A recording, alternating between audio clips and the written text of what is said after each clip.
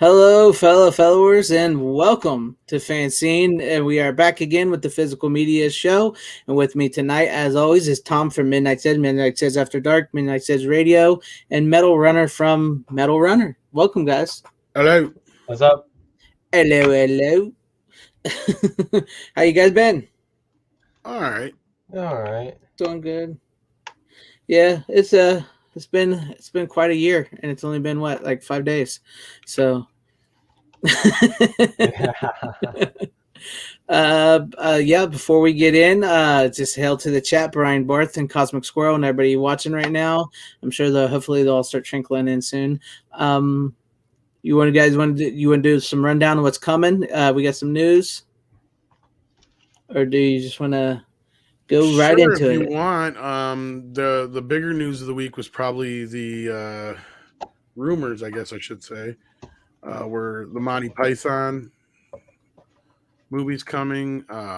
Green Mile is coming. Yes. Hitcher is coming. Oh yeah, I saw Hitcher on 4K. Yep. Nick of Time is coming to Blu-ray. Isn't Dune coming on 4K and Blu-ray soon? Yeah, that'll be out in like a week, not even. Yeah, I think it's Tuesday, and then next Tuesday is last night. So I got to pick those two up. Then we also have Soap Dish coming from Paramount. Let It Ride coming from Paramount. Let's see here. Creatures coming. I already have that Blu-ray though, but it's a street dated January 26th. I got it because I got the early thing from Vinegar Syndrome or whatever. Dead Heat is coming to 4K. Girlfriend from Hell is coming. I know you covered a couple of these in the video. Yes, I saw Girlfriend from Hell. Yeah. Dead Heat 4K. Yep. And then there was a bunch of rumors as well. Let's see if I can bring that up. Of course, we're finally starting to hear, as expected, Escape from New York, which I think is probably going to come from Shout Factory, if I'd imagine. On 4K? Yeah. Okay. Which has already been released overseas, and I have the import, but everybody kind of expected it was coming. Duel is coming to 4K. I forgot to bring that one earlier. That'd be cool. Is Escape from New York because when I checked the John Carpenter library that they have, they don't even have the Blu-ray of that. Do they? That's why I think it's out of print, is because we're getting a 4K soon. Oh, okay, got it. Does it come with 4K and Blu-ray, kind of like what they do? Usually, yeah. Okay, just thought I'd ask. Yeah, and then we got Legend of Boggy Creek. The Abyss is supposed to be getting a 4K. I know we brought that up last week. Yeah. That's getting a little bit more news talked about anyway. Fern Gully, Eyes Wide Shut, Constantine, Hugo, Edge of Tomorrow, Aviator. Let's see here. There was two other older Hitchcock, or not Hitchcock, Jesus Christ, Kubrick titles that were also announced. The Killer, and I can't remember the title of the other one. It's something like that too. But yeah, those were the main ones. I don't know if there's any other ones you can remember offhand that I missed. I'm sure I missed a couple. The Monty Python movies. Did you? I mentioned that one? Yeah. Yeah. Well, not I think you've listed all the ones I've seen. I've seen some of the Rock Hudson movies are coming to Blu-ray. So. Other than that, I did find out that the director's cut of Requiem for a Dream is the same one that's already on the 4K Blu-ray. I'm assuming it's the same release, just like The Punisher. It's coming out the same day in a steelbook. They're the same 4K Blu-rays that are already out there, it appears to be. So that answers that question. There we go. I can't remember if there was any other news. You'd think they'd ever put that director's cut of Punisher on Blu-ray one day. Das Boot was another one I think I forgot to mention. Reanimator is another one I don't know if we mentioned. Oh yeah, 4K. They got a 4K in the works. I think we're caught up then. I think because a lot of these I think were ones we've already mentioned. So yeah. All right then. Dan Blackroyd says the Carpenter 4K collections are awesome. Keep them coming. Studio Canal. Yes. Yeah. Yes. Das Boot could intriguing movie. Yeah. Sounds good.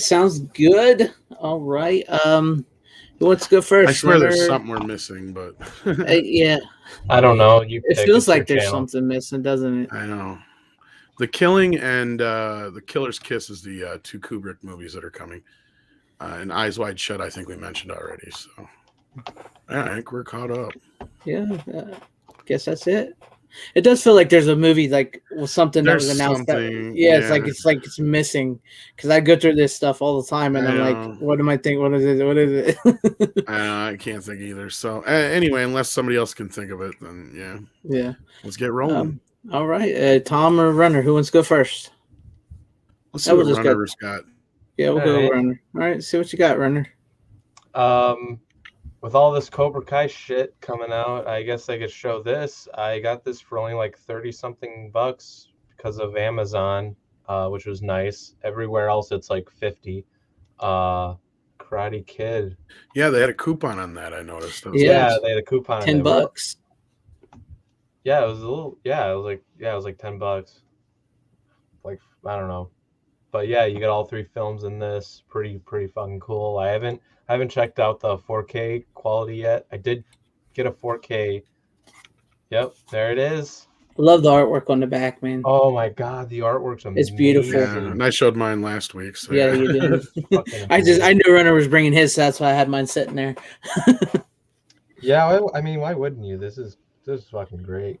It is a great set. It's a great little. It was so funny. Like I went to like Best Buy a few times to see if they had it. Like it was out of stock, right? But then like you told me like, hey, like I got this for only like 40 bucks on Amazon. I'm like, wait, what? It's like, oh, there's a coupon on there. Yeah. So then I got it for that. And then one time I went back to Best Buy for shopping. It's like, oh, there was one more left that they stocked. But it was only 50 bucks there. So I was like, nah, fuck it. Yeah, I mean, it's either way, 50 or 40 or bucks. That's still a good deal for like 4K movies of the Karate Kid. I mean, absolutely. yeah, that's a great deal. It's a pretty good price. Yeah, absolutely. And I love the the original Yeah. backgrounds. They're great. And like Tom said, he said that they all play good. They play well. And each of them have like a different back in the background. Yeah. Yeah, I'm glad they used the original theatrical posters, even though Karate Kid was never one that had like some really cool Drew Struzan poster or anything like that. Just they're still pretty iconic, especially that first one. Yeah, exactly. Yeah. It's just that's sometimes the simplest art is the way to go, and it's nice. I dig it. It's a good set, and I'm glad to get it. And I'm glad you got it too, Runner. Yeah, I'm glad we all got it. Yeah, I know. It's like Tom, boom, boom, boom, right there, Tom, real quick. Yeah, We all Tom got has it. it too. Yes, because Tom is the 4K sensei, I mean, The 4K exactly. the master. Yeah, the only one I thought that kind of looked a little was 3. Yeah. But it wasn't 1 and 2 look good though. Oh yeah, I mean 3 still looks great. Don't get me wrong. It's just I've seen other movies in that same time period that look a lot better than what that did. But that's not that's just the way they filmed it or whatever. Just Yeah. Yeah, that And makes well, sense. and you could tell they did. Was it less budget on the third movie? I think actually now that I think the third film had a different. I was just going through this stuff for a video. I think the third film had a different cinematographer. No, Because the original cinematographer, I think, passed away just before they started shooting the third film, so that could be as well. Oh damn. makes Maybe sense. like a little bit inexperienced and didn't like the scenes as well as he could. Because the first 2 films look beautiful, especially for when they came out. The second one specifically looks amazing. Yeah. But that third one just a little off. Yeah, just doesn't seem to pop like the first 2. And just to be honest, like the fact that these movies were so influential on so many people back in the 80s and have lasted so long, and now we got the Cobra Kai and how it just ties into all of it, and like the story's still going. It's just incredible. It's really truly is incredible, and I couldn't be happier. Yeah, I mean these movies have never traditionally gotten a lot of love out of Sony outside of the first film, so it is nice. I mean, I did complain that we didn't get shit for special features on 3 and hardly anything at all for 2, but I mean, again, they've traditionally treated these films kind of poorly. So, due to the success of Cobra Kai, we've been fortunate to reap the benefits of that. Because otherwise, I highly doubt we would have gotten Karate Kid 3 on 4K. Probably not 2. Yeah, I would. Yeah, they probably would have just did the first one like they did. Even though next- 2 made more money than 1, but yeah. Anyway, Yeah. you're saying Runner. Sorry. Oh, I was gonna say, what about the next Karate Kid? What if they like? I'll be surprised if that ever gets a 4K. The only way I can ever see that getting a 4K master is if they need it. Yeah, if they bring her back to the Cobra Kai. That's what I was thinking. If they bring her in, because I think partially that's the only reason we got the 4K of Karate Kid 3. To be honest. Yeah, if they weren't doing Terry Silver this year. Which fucking I absolutely loved. I loved his character this year. It was amazing. And it was such a great addition. They did a bit different grading in the scenes that are in the series though than what's in the 4K Blu-ray. It looks like they did a little noise reduction. Yeah, it did look a little smoother, didn't it? Yeah, it just so they could probably blend it better with more current footage. But yeah. But I'm so pissed at that stuff that was on in the last season for part 2, the alternate takes. So pissed they weren't on the Blu-ray on the 4K because those scenes look beautiful. Yeah, I know. Why didn't they put in like the alternate stuff on this? Nothing like I'm like expecting a bunch of deleted scenes. We get one crappy deleted scene that I think was added for the television version, and I think that's it. And it's literally a scene for padding. Like it's the Mr. What's her name? Jesus Christ, I just lost it. Julie. Mr. Miyagi's girlfriend. What's her name? Yuki. She just comes in to tell Daniel they're going to town or some shit, and it's literally like a minute scene just so they could pad it at one point or whatever. For some reason, I thought you were talking about the next Karate Kid. I wasn't listening. No. Sorry, Karate Kid 2. But we know like they scanned and they had a bunch of alternate takes of the last fight last season. Like it's completely different angles than what we saw in the film. Dude, like that. I mean, I think the first time I saw Karate Kid Part 2 was like last year, I believe, because that's when I was like really like, because I watched that before I watched all of Cobra Kai at the time when season 3 was coming out. Like that last like fight scene was like fucking awesome because it gave me like Mortal Kombat vibes. Like it really did. Like the way they're dressed, just the tournament, like all that shit was awesome. It's good. That's a good pickup, man. And maybe we'll get like the series on a 4K box set. Like maybe they'll do a little better than they did the Evil Dead set, since they released Evil Dead so many times. Maybe we'll actually get the movies and the TV series on 4K in a one big set. That would be cool. That would be cool. That would be cool. Wouldn't Cobra Kai, like if they released it like on physical media, wouldn't it just be on Blu-ray, not 4K? Because they don't. No, it's in 4K. I know it's in 4K on Netflix, but like, yeah, that's true. No, because they often don't do shows on 4K. Not often. Some newer ones have. Because Ash vs. Evil Dead is only Blu-ray. But unfortunately for Cobra Kai in the US, it's only been released on DVD. You can import the Blu-rays, but the Blu-rays I don't think have any of the special features that were on the ones on the DVD. So yeah, and I think that's just the first 2 seasons at this point that are available. I have a question for you two gentlemen real quick. Speaking of Evil Dead, is that Groovy collection worth getting? If you don't have them already, yeah. Yeah, if you don't have them. Well, no, because I only have 1 and 2 on Blu-ray. It's the double feature, and then Army of Darkness. That's the only thing I have. Yeah, if you don't have the 4K versions of the first 2 movies and you don't have the series, it's definitely worth it, yeah. Yeah. Okay. Now, plus the 4K of 1 and 2 are only like $12, $14 right now, so. Yeah, I mean, if you can find that box set for pretty cheap, it's probably worth it, because I'd say usually Ash vs. Evil Dead, you're going to pay in the 40, 50 range probably for the complete set. Yeah. I don't know. I haven't looked lately. But I've looked, I think, like on Best Buy, it's like 40. It's like $40 for the entire thing.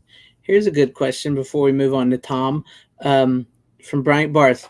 How is it of all the franchises Karate Kid succeeds? I think because it was the Karate Kid and not such a huge franchise that when they did it at first, they didn't have the pressure and the eyeballs that a lot of these other things do. I mean, now that it is a big deal, I'm sure there's a lot more eyeballs on it, but luckily the creators have proved themselves, so they can pretty much karate chop any suggestions from the studio or Netflix away.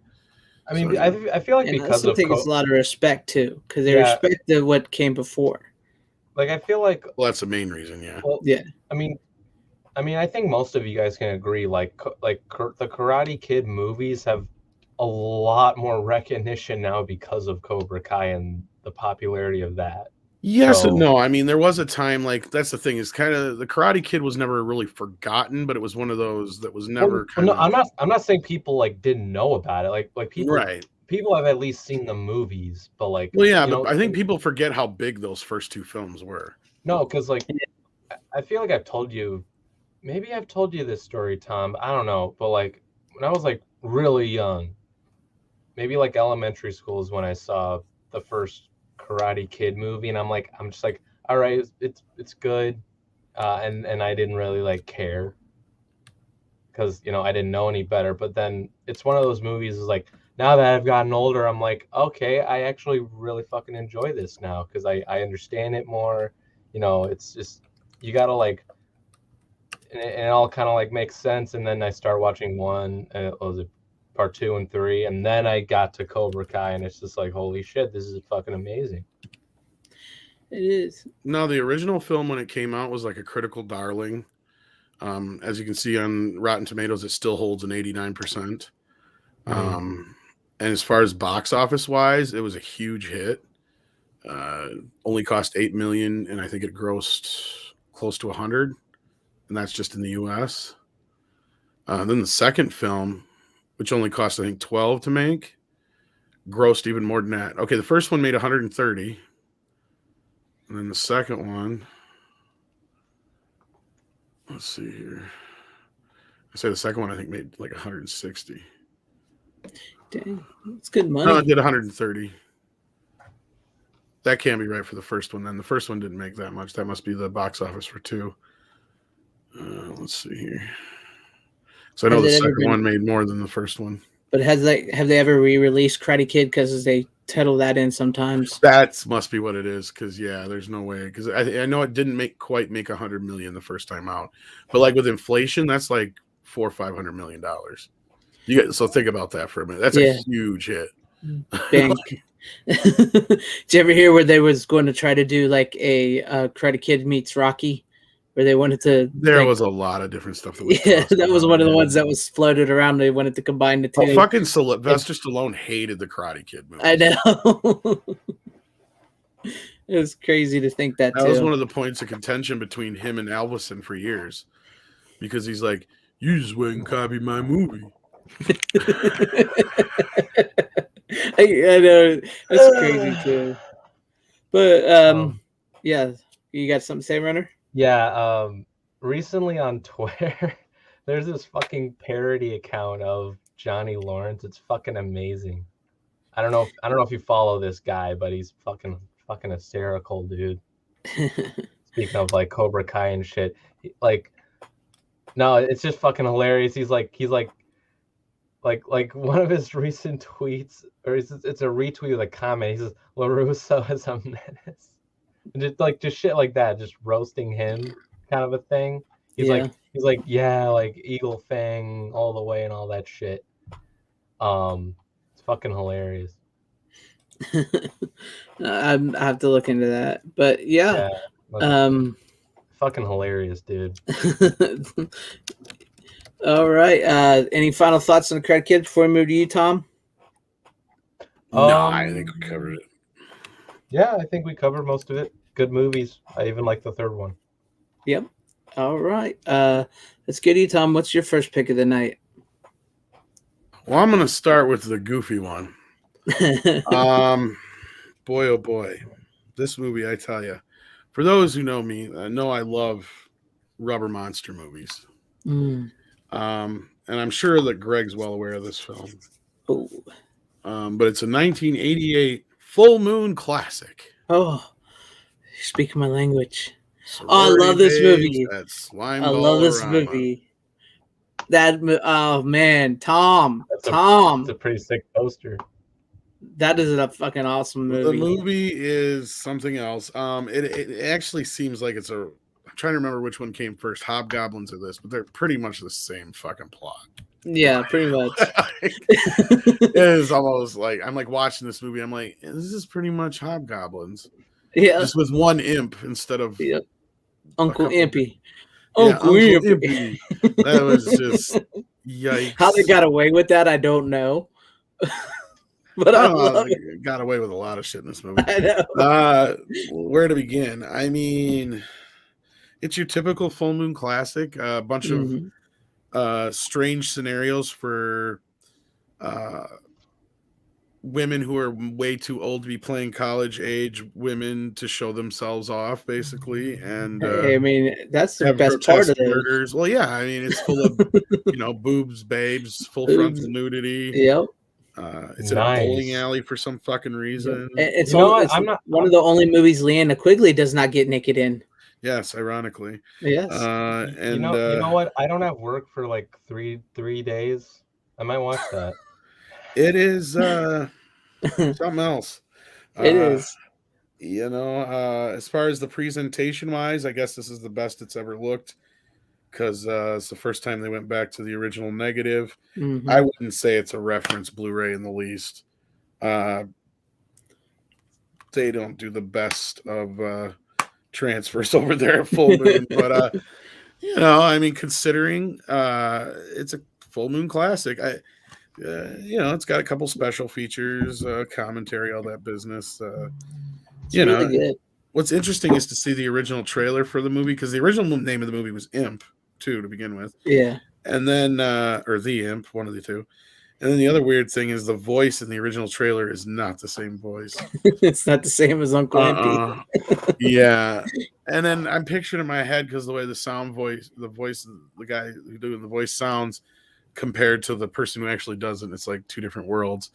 But oddly enough, this movie has, and it came out this same year as Nightmare on Elm Street 4. It has Andris Jones from that in it as well, who's almost unrecognizable.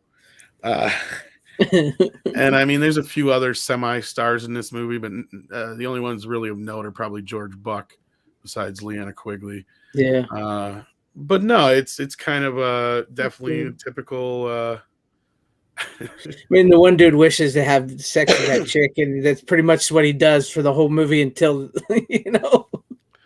Yeah, I mean, it unapologetically is exactly what it sets out to be. So yes, and it's from a prominent Full Moon director. I'm trying to think of the guy's name. Here, let me look. David Dakota. Mm-hmm. So I mean, it's pretty basic Full Moon stuff, guys. I've been meaning to pick up some Full Moon. I've thought about doing the upper echelon of the Full Moon stuff. It's like there's like the several layers to the Full Moon. This is probably in that upper 6, 7, 8 kind of range as far as Full Moon goes, because you never can rate them. You give them rates as movies, like this movie would get like a 3. Yeah. It's not horrible, but it falls apart about midway through.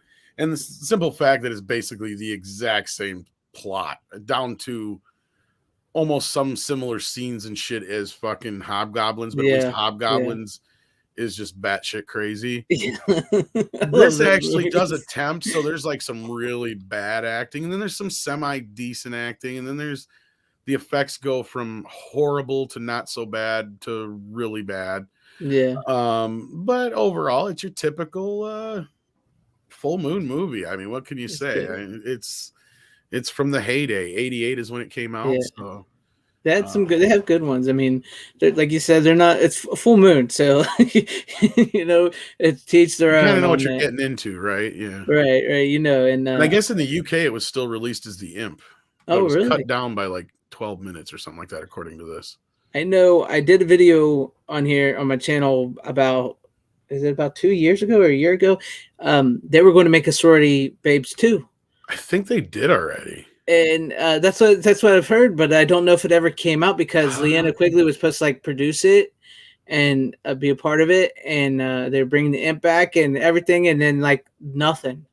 And it's one of my more popular videos, and I get questions on all the time from people saying, "When's it coming out? When's it coming out?" And I'm like, I don't know. This is all I found. Oh well, there was the one from 1991. That's what I'm thinking of. Yeah, And that is Sorority Babes in a Dance-a-thon of Death. yeah. And I don't think that has very much To do it that way. Yeah, yeah. But like recently, it was like supposed to be like 2-3 years ago. They were saying that they were coming out with a new one. It's similar-ish, but I don't know. From the sound of it, unless this is the same movie and they just this ain't the same movie. But well, it's a full moon. Sounds like a remake, basically. Yeah, they just reuse the same idea and the same sets and just like here's a new movie. Yeah. But they have a good deal. I've been thinking about doing because if you pay for a year of the full moon, I saw that streaming service, you can either get the 12 Puppet Master box set, or you can get 10 Blu-rays. Free. See, that's the problem I run into is I already have most of the ones I want.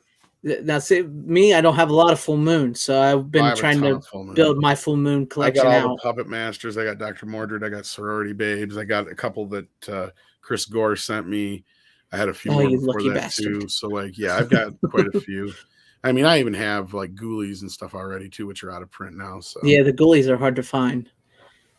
They're expensive if you want to buy them. Oh, I mean, I'm sitting. I sucks. I got an interview with Richard Band that we still haven't released yet that I got to get edited. So yeah, like that'd be Charlie's brother who does all the music and stuff. So you gotta get it. You gotta get that. I'd like to hear that. Oh, I love Full Moon. Man. I love Full Moon too, man. While we got a second here, though, speaking of like transfers, I don't know if you heard about this transfer yet.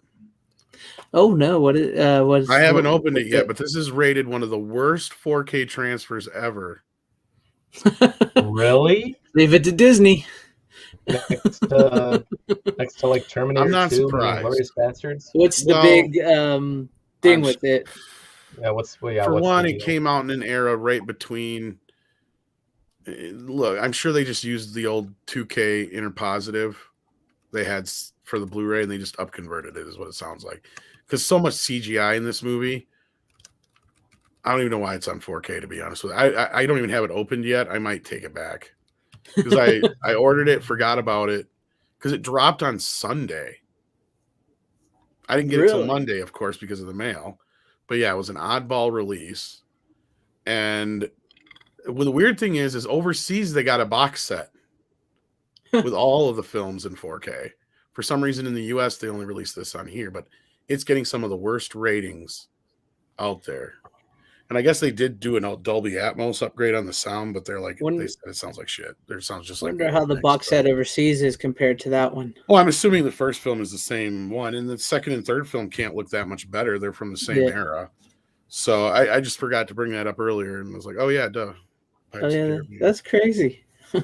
Leave it to that, and then and I really want to take it back because I spent $22 on that. I'm like, fuck that noise. Yeah, I don't. At least I caught Inglorious Bastards before that got out there. Yeah, and that's like the best of the trilogy right there. The first movie. Well, right, yeah. If you want to watch any of them, really, I guess.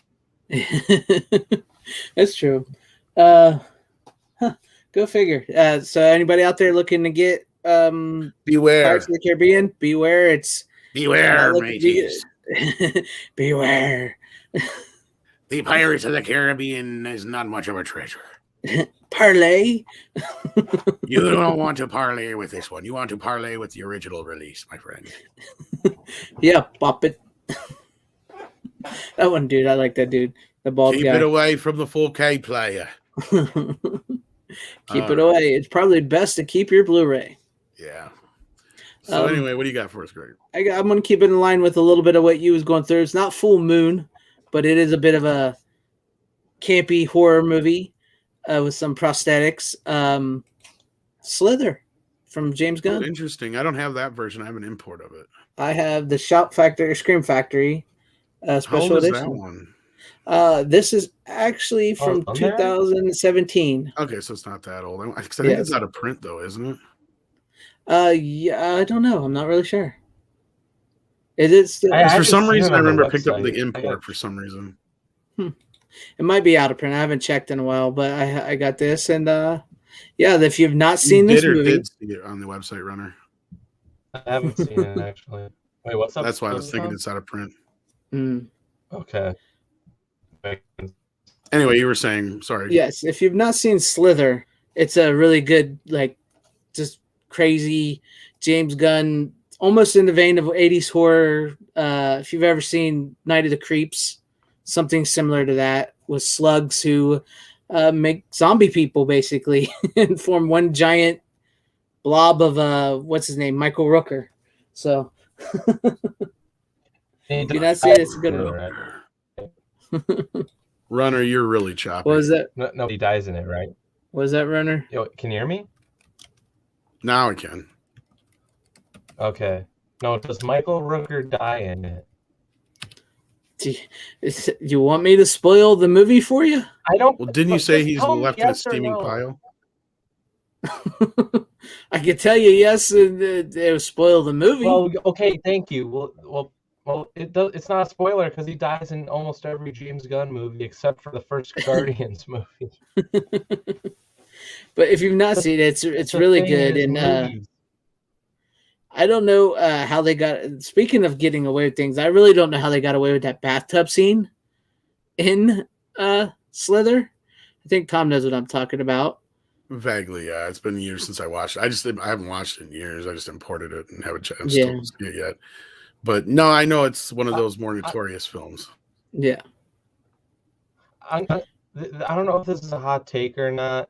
I don't hate James Gunn. I think he's a better writer than a director, in my opinion. That's debatable. I don't know. He's made some pretty decent movies where he's been the director, man. I mean, I'm not saying he's made bad movies. I just mean like I'm not a big fan of his comedy. I'm actually more of a fan of his comedy than I am his darker shit. Yeah, his comedy's a little better. I prefer because I love Super, but my problem with Super is when the last act, like it goes. Yeah, when it gets real dark. Yeah. And Slither is a much more funner type of the movie. Darker stuff is, and I don't want to bring up this movie up as many times as I can, but he did write for Zack Snyder's Dawn of the Dead, and that is some of his best work, in my opinion. Just watch Romeo and Juliet. I don't know, that's just me. Like that is good to me. Like that. You need to watch Slither Runner because it's a really good one. It's got Nathan Fillion, Elizabeth Banks, Greg Henry, Michael Rooker. It's just this crazy horror comedy type movie. It's really good. What? Nathan Fillion, the guy who should be playing Nathan Drake. Yeah. Yeah, Nathan Fillion. He's one of the stars in this, and it's just really crazy. It's about a small. I'll check it out at some point. It's worth it. I gotta check it out at some point. It's worth a watch. It's funny. It's funny. It's got some good creature effects. Super, like Tom said, gets pretty dark at the end. It's not one of his best. It's a complete tonal shift. Like I love the first hour and a half or whatever of the movie, and then the moment it goes into that third act, it completely just. It gets way too dark. Without getting into spoilers, it takes a complete tonal shift.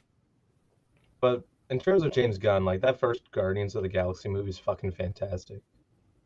It is. He also wrote Scooby-Doo and Scooby-Doo 2. Oh, he wrote it? But we don't blame him for that. Yeah, we don't blame him for that though. James got to eat. I don't remember those movies. The first one actually wasn't half bad. That second one, though, oh my god. Yeah, the second one's bad. The first one's all right. It's got moments. I don't remember which one was the first and which one was the second. The first one's where they go to the island, and Shaggy gets a girlfriend. Okay, his name is Mary Jane. What's the one with Seth Green? I think that's the second one. Okay, I think I have seen both. But the first one's with Mr. Bean as the bad guy or whatever. Yeah. Scrappy Doo. And it turns out to be Scrappy Doo, yeah. Which is kind of ingenious, but kind of, yeah, because it was like nobody liked Scrappy Doo to begin with, so why not just make that first movie? Like it keeps teetering on that line, but it just manages to be enjoyable enough. That second one though is just unwatchable in my opinion. But yeah, I can't believe that James Gunn wrote that too. Like you said, man's got to eat, and man's got to eat. Yeah. I remember hearing that like not too long ago. I'm like, he's the one that wrote those movies. Yeah. Like, Well, and I I've never been never able to knew find that. it, but I swear I've heard early on that there was a different version of the first script. Like the one we got was tamed down.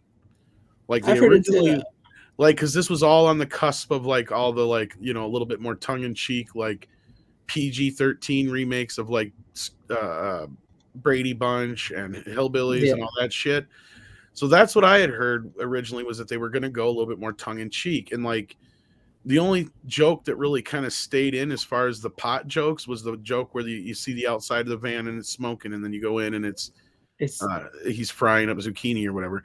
yeah. I heard there was a shit ton of pot jokes, and the Mary Jane character obviously is still there. Yeah. I heard there was a shit ton of pot jokes, and then also there was a shit ton of like sexual tension between Daphne and Fred, which was played up even more in the other version too. But I've never been able to find that script. I've never been able to find anybody to verify it.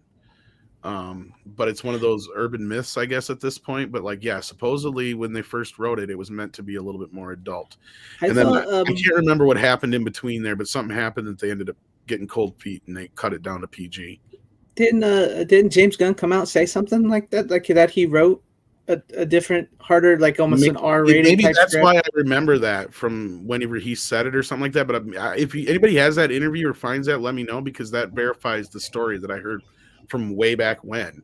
It might have been an interview with him way back when that I just didn't really remember who said it. Yeah, So I didn't I know think who the fuck James Gunn was then.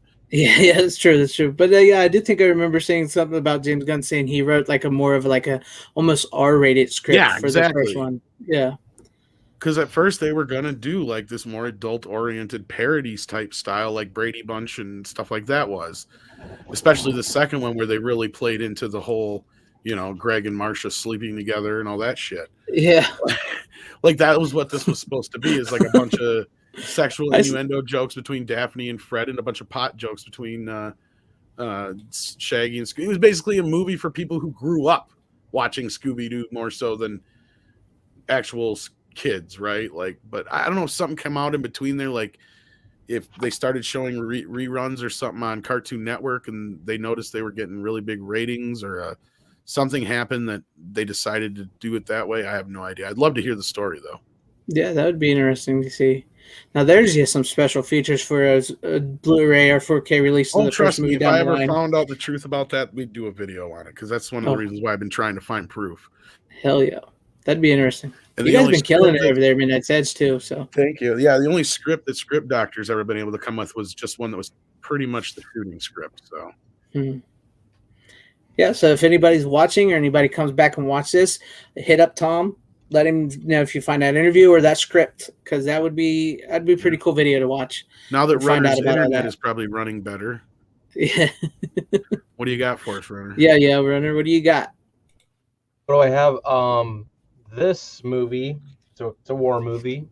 It's probably the most badass one I've ever seen. Oh, that means it's going to be a bad one. No, it's not bad. Is it Full Metal Jacket again? You already showed Full Metal Jacket. No. I didn't buy it a second time. I have it in the collection. No. Okay. This movie, most of it takes place as a tank. Okay. And I know what it is. It's a James Ayer movie. To yourself, James. It's David Ayer. David Ayer. Sorry, David Ayer. We were just talking about James Gunn. I'll let him have it. Yeah. Yeah, I was gonna say on that 8-bit mess was Fury for those out there who can't see it. Yeah. Yeah, Fury. Directed by David Ayer. It stars Brad. Somebody's using your internet up there, Runner. I thought that was me, because I heard you guys been glitching a little bit, so I don't know if that was mine or not. I'm sorry if I have, but no, you haven't. I don't know. I say Runner's been glitching the whole time. Yeah. But yeah, going Fury with Brad Pitt, David Ayer, John Bernthal. I don't know any other actor in this, but it's fucking great. Badass fuck. Like, that's all I gotta say. Like, it's really good if you haven't. I really thought it was going to be Full Metal Jacket again. I really did. Why? I'm waiting for the day that I do it, and all of us will end up doing it sooner or later, where we end up Yeah. showing what we've already shown. I've done that a couple times. I've gone to my movie thing and said, "Have I brought that? Did I bring that?" I know I did that earlier, like with 2 titles. I'm like, shit, I think I showed that one already. Yeah. Because I was kind of scrambling for things, but I ended up actually watching 4 movies in the last 2 weeks. Yeah. No Are you- Full Metal Jacket. It's Fury. Sure. Yeah, I it's got a it tank on. movie. I got it on Black Friday. Actually, it was pretty. So did I. I just haven't watched it yet. I've actually It's never good. seen it, so but I know what it's about. I think you'd really enjoy it. The visuals are amazing. The tank battles are. It's just fucking incredible. I'm feeling that you have some like favorite directors in the form of like David Ayer. I And haven't even seen a lot. Okay, the only David Ayer movies I've seen were that and Suicide Squad. So I don't know much about David Ayer, but this is like one of his better films. I And have like, heard Fury is actually a good film. yeah, I've heard like, that by a and lot of people. no, because one of the reasons why I want to see the Ayer cut is because when you see movies like this, it's like, what the fuck, Warner Brothers? Like, why don't you just let this man have his cut? Because he's a way better director than what people may think of him after watching Suicide Squad. Because he is a good director, and plus he was the writer for Training Day. Yeah, that's true. That's a great fucking movie. I don't know how much. It would be interesting to see the Ayer cut but I don't know. Some of that stuff in that I don't know if it can be fixed. No, I think I think there's a lot. I feel like no, because the one that we got was like a Guardians of the Galaxy type of movie, which is what they wanted in the first place. And the Ayer cut is like, you're gonna get more Jared Leto Joker. Like they cut so many scenes. Yeah, that's the thing though. He's really not that good of a Joker. Well, Script Doctor said there's really not as much as people think. Yeah, that's what I've heard too from him. No, but the tone is darker. I feel like the one thing that's going to improve more, obviously, is the editing. I'll say that. But, I mean, I'm not saying I don't believe script, but I don't know. I'll believe it when I see it, okay? Like, that's all I'm going to say. We'll see. Well, hopefully it does come out. Honestly, hopefully it does. Yeah, but with everything that's going on in the DC, well, what Tom. It's up in the air right now. Everything is kind of in a holding pattern at the moment. Here's the thing about the DC or DC EU is what you guys are calling it at Midnight's Edge. The Snyderverse is completely separate from that now. Like the Snyderverse is not DCU anymore. The DCU is fucking dead. And I made a video all about that, with the whole Batgirl and Supergirl taking over Superman. It's like, that is the worst decision you can ever make as a company. Well, what can you do when they don't listen? Yeah, well, this is why I have some faith in Discovery and hoping they get Cavill and Affleck back. Well, I don't think Affleck actually wants to come back personally. No. Yeah, I think he's done. I mean, if he does, it's because he's contractually obligated. I'll tell you right now. No, because I don't know. There may be a little bit there, but didn't Mikey say? I mean, I'm not, because I was Tom. I was watching the stream for today, and didn't he say that he still wants to play the role? That he thinks Ben Affleck still wants to. But I'm going off of what Ben said in the interview, and then Kevin Smith backed it up and kind of added to it that's him saying that he doesn't want to play Batman anymore. Yeah, but I mean, it could also be viewed as what he's saying in the press as he's just playing a little hardball too. Yeah. It's hard to say. I mean, I'll see. We'll see if he dies in the Flash. We'll know in November. It's weird. Like, the whole thing's weird as shit, because this is how I brought it down. Like, this was like, I mean, last year he probably changed his mind, but like, he said that he would go back to play the Batman role if it's to finish Zack's story. That's one of the things I've heard that he's said, but I mean, I don't know. We'll see what happens. Yeah, like I said, everything's in a holding pattern right now, so Yeah. it's so we'll have to wait and see. So Fury is it's a good one. Let's move on to see what Tom's got now. It's good. I highly recommend you watch it. I'll check it out. Well, we got to hold the phone because there was a couple of releases we forgot earlier. Oh, Side okay. Out, the yeah, volleyball Side Out. classic, Yes, is coming from our favorite company of all. Mill Creek. Yes, I saw that. That's a good cheesy movie. I like that stuff. I like crappy. And I don't know if movies we like mentioned that. this one or not, but I Spit on Your Grave is coming to 4K as well. Oh, is it the Yeah. original? Yeah, Nice. yeah, it's coming on March 8th in a 3-disc limited edition set. So, from what is it? I'm trying to remember who's releasing it here. It doesn't say. I don't know. I pre-ordered it already, but yeah. So we'll see how good it looks. That's interesting. You would think in today's day and age they would try not to release that. Oh yeah, it's one of those. That's why I got it, because chances are this is not going to get released again. Yeah, this would be your last chance to get something like that. Probably. I doubt they're going to get a chance to release this movie again. It's going to get. It's being released quietly. That way, Yeah. I'm trying to even look for the company that's releasing it. I can't even I'm find still it. surprised they remade it in 2000 and something. Yeah. So I was surprised about that. I don't know, some little boutique company. I think I had to order it from some website. I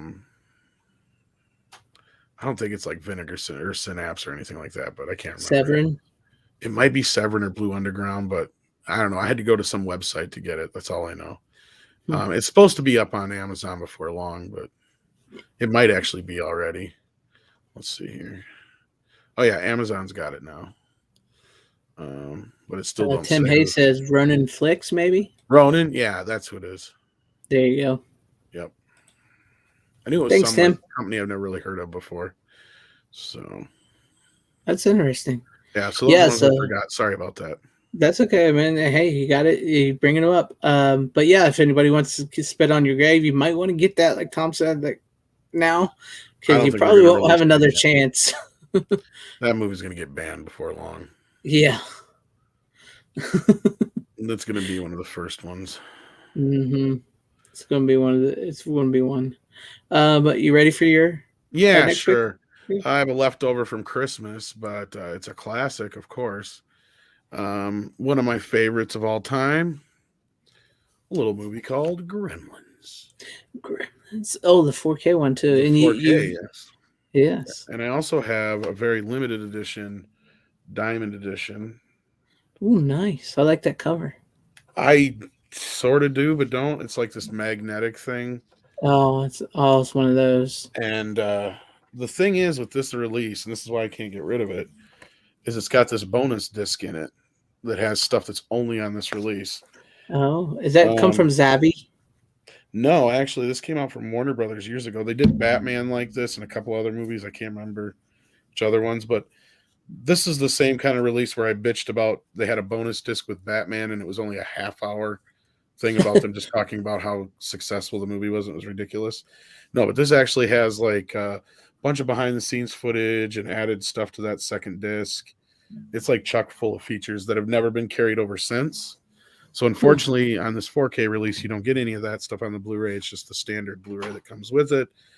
But watching it this time, I can kind of see why some people were griping about the transfer, and I can see why. It's because any scene that's not basically anything but Mogwai, like any Gremlin or Mogwai scene was sped up, usually. So it's from a little bit farther from the negative. So those scenes don't look nearly as clear and crisp as all the stuff that isn't. So that's probably why people are bitching. I wished Warner would have went back and just redid it, kind of like how they did with like how Francis Ford Coppola did with The Outsiders. Oh yeah. It'd have been nice if they just went back and redid it all. But I know that's a massive undertaking and it's kind of a lot to ask. So, but overall, though, it's the best the movie's ever looked and it's ever going to look and sound for that matter. So, Maybe it's one down of the my line, favorite films. maybe they'll let Joe Dante do it down the line or something. You know? Uh, you never know. I mean, it's not like it's no, but what it makes me worry for is movies like Little Shop of Horrors and stuff Mm, like that that use a lot of sped up footage for the effect. yeah. Because that's what they basically do for a lot of the gremlin. Well, anything that's like just a standard puppet gremlin, they don't really speed up. But anytime they show the luxurious gremlin or the fancy gremlin, whatever you want to call it, the one with all the animatronics and shit, Yeah. Like they moving speed up around. that footage by however much percent. So they're using like a second or third generation instead of the actual negative for that footage. Huh. So yeah, anytime there's That's close-ups of crazy. Gizmo and stuff like that, it's all sped up. Well, it's just to make it look more fluid, so that Yeah. the Like, puppeteers do it a little bit slower. And like all the stuff for Little Shop of Horrors with the plant was shot like that. hmm, And like so, Rick Moranis had to re-loop all his lines. So like when he damn. was talking to the plant or singing with the plant, he would be talking or singing slowly so that Huh. when they would speed it back up, he would go in and reloop his lines or whatever, or it would sync up with the actual music. Because when they would play the music, it'd actually be slower in the background, and he would have to sing like that. And and then it Kind of would like speed up. Alvin and the And now that I've Chipmunks. said that, you'll watch that movie and you'll see it now, but you never probably noticed it before because it's a neat little Yeah. trick. Yeah. Never Same thing noticed here it. with Gremlins. So Huh. I still have my Blu-ray of Gremlins, so I've been thinking about upgrading to the 4K. So it's nice to know that. But yeah, now I'll be watching and thinking like, where they speed it up? Where did?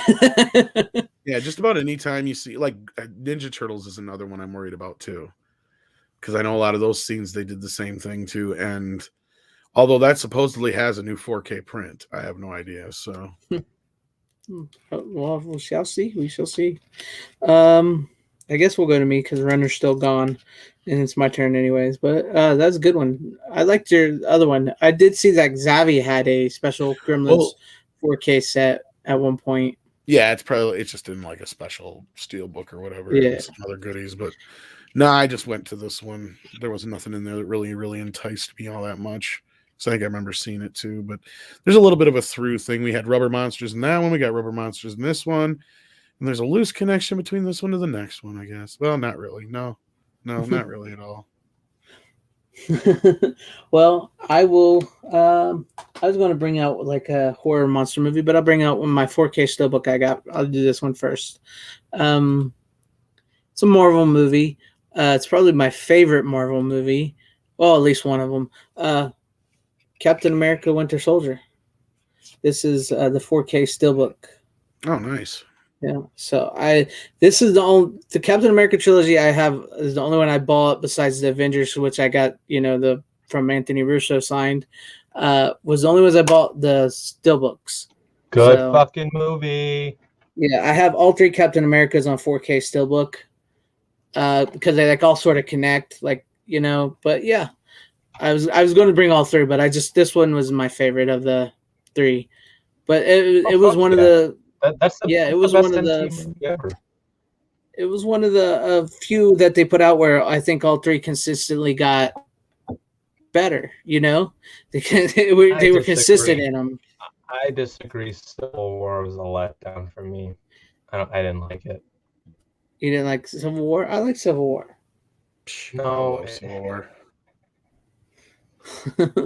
It did BVS better. I said it. No. Oh my god. Gauntlet Throne. You're one of those motherfuckers. I think Civil War did really good. I liked it. I don't. There's very few trilogy within the Marvel Cinematic Universe that I thought still was say the completed first well. Captain America is one of the more underrated. It's me Marvel too. film. I agree. Oh, absolutely. I went into that one. I went into the first Captain America thinking like, okay, we get Iron Man was awesome, and what are they just going to do with this? And then I came out, I was like, that movie was awesome. That movie was like really, really good. It's better than people think it is. What is? The first Captain America. Yeah, absolutely. I agree with you 100%. I really enjoyed it the first time, and then like the more I thought about it, the more I watched it, I'm like, yeah, it's a lot better than people give it credit for. But You stick that needle in his arm, it's gonna go straight through. Yeah. no, Somebody get that boy a sandwich. It's making me cry. Winter Soldier's fucking incredible though. Like I'm not gonna lie to you. When I saw that in the theater, and I think I was like 9 or 10 or whatever, that movie scared the shit out of me. The first Captain America scared you? No, Winter Soldier. Oh, Winter Soldier. Yeah, I forget how young you are. I know when he says like he was 9 and 10 watching Winter Soldier, I'm like, I was like 20 something. Or No, was I? No, I was in my. When did it come out? 2014. 2014. That was the same year as Guardians of the Galaxy. Oh shit! I was in my 30s. So. I know, right? No, Snapper.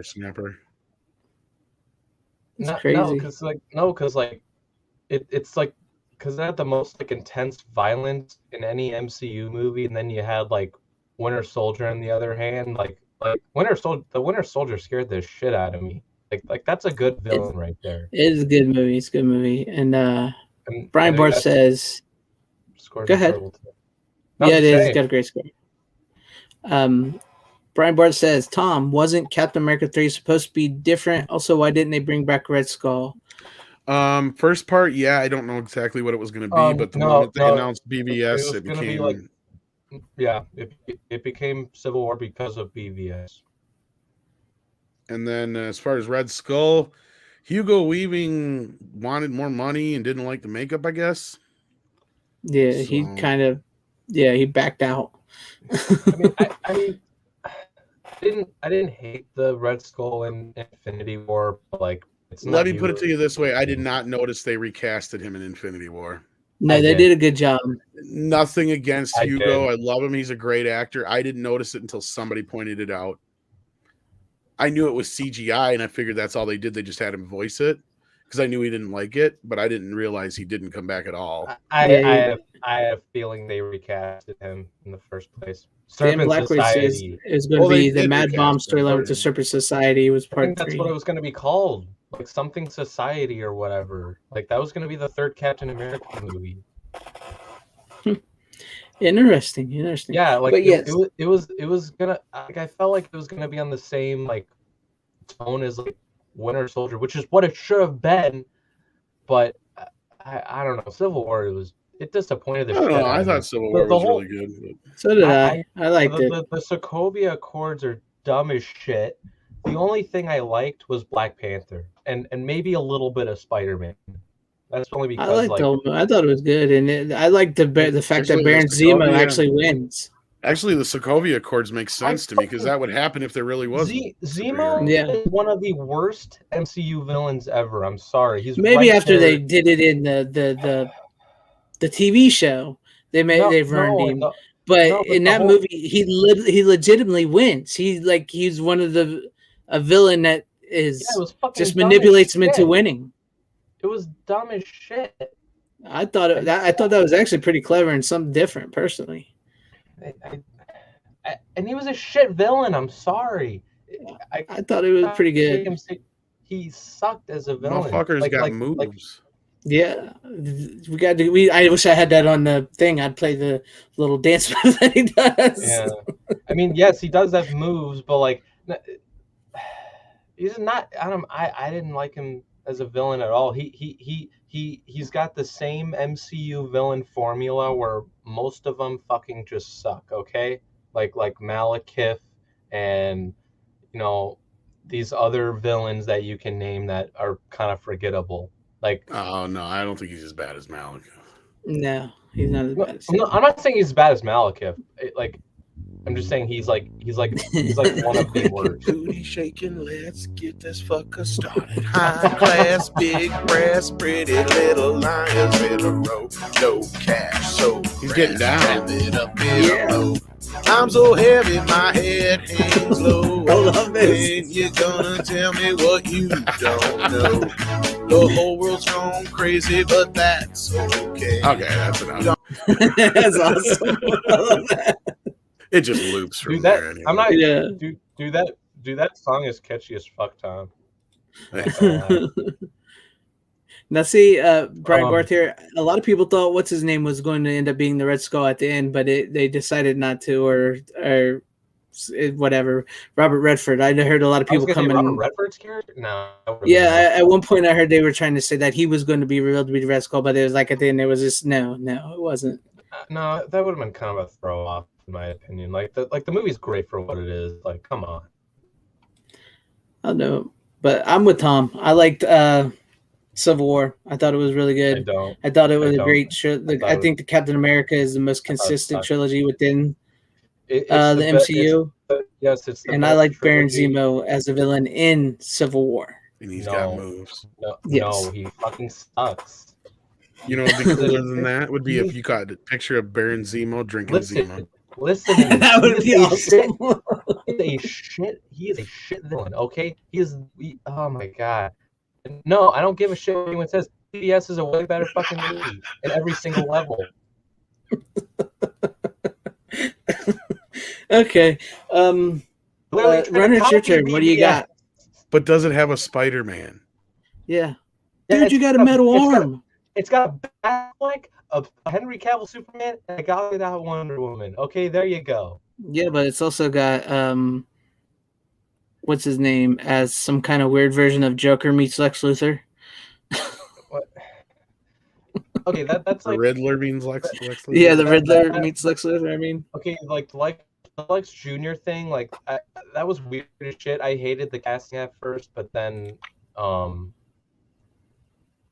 Doomsday. I'll admit that's the one thing I didn't like about BS was Doomsday. But then like, I was gonna wait for the whole Lex Luthor thing because in the end credits for the Snyder Cut, we don't mention that other Justice League movie. Like that's like the most Lex Luthor he's been. It's like, okay, now he's gonna like actually become the character he's supposed to be. So this was kind of like an origin for Lex Luthor. That's just how I saw it. It was like a beginning. Runner, I unlike Tom here, I do enjoy the Snyderverse. I like Man of Steel. I think Zack Snyder's Justice League is good. BVS, I don't think is that good of a movie. I just don't. It's my least favorite of his movies. I'm with Tom. I think Civil War did it better. No, I don't think Civil War's that good of a movie. It's fine. We're even on that. I don't think BVS is that good of a movie. I don't think Civil War's that good of a movie. It's fine. That's fine, man. That's what I mean. It's cool. But Lex Luthor, Jesse Eisenberg's Lex Luthor is a way better villain than Zemo in Civil War. All the way. But let's get on to your next pick, Runner. What do you got? All right. This next pick, this won't be controversial. We all like this movie. It's when he says that, we know that's good.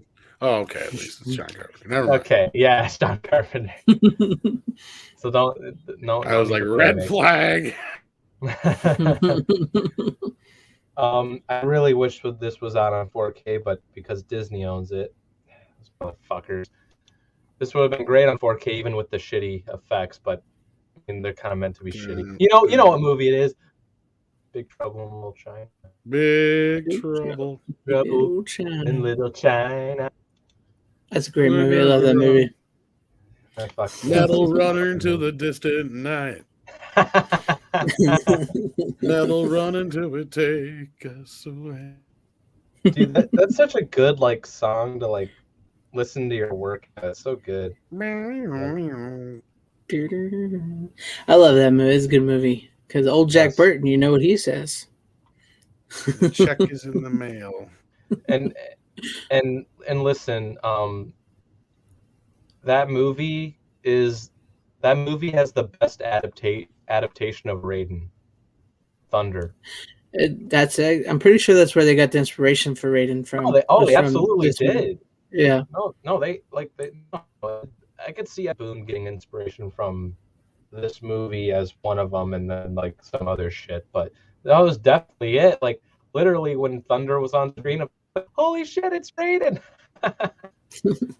The thing is, ever since I've learned that John Carpenter had Kurt Russell play John Wayne in that movie, I keep trying to see him trying to play John Wayne. You know what I mean? Because that's that was his inspiration for that character, and just Snake is basically his interpretation of Clint Eastwood. So I always that throws me off when I see that. But I love Big Trouble in Little China. It's such a great movie, and it's such one of those unexpected movies where like Kurt Russell is the star and he's supposed to be the hero, but he's really not the hero at all, and he doesn't do Sidekick, jack. yeah. He doesn't do jack in the movie, but it's so fucking hilarious. It's so good in the way it's done. Oh man, I love that movie. Well, and I think it had Carpenter's biggest budget ever, and it flopped hard when it came out. But as most It did. of his films do, that found Yeah, a home on home video. This definitely felt like his more higher budget movies, but really good nonetheless. Yeah, I believe. I agree. It needs a 4K release. Yeah, I think somebody's Yeah. downloading shit at his house or uploading porn or something. He's on Vinegar Syndrome downloading all those hardcore and by the way, this is the Shout release. I just changed the cover because it doesn't have. Oh, you flip it around, It doesn't have the collector's edition font up in the top. It just has like the normal poster on there. Is it Jack Burton is out of his element, but he just doesn't give a damn. Exactly. It's all in the reflexes. It's all in the reflexes. Just wants his truck back. That's all he wants. That's such a good movie. I haven't seen that in a long time, but I'll have to watch that again. I watched it like 2 months ago. It's really, really good.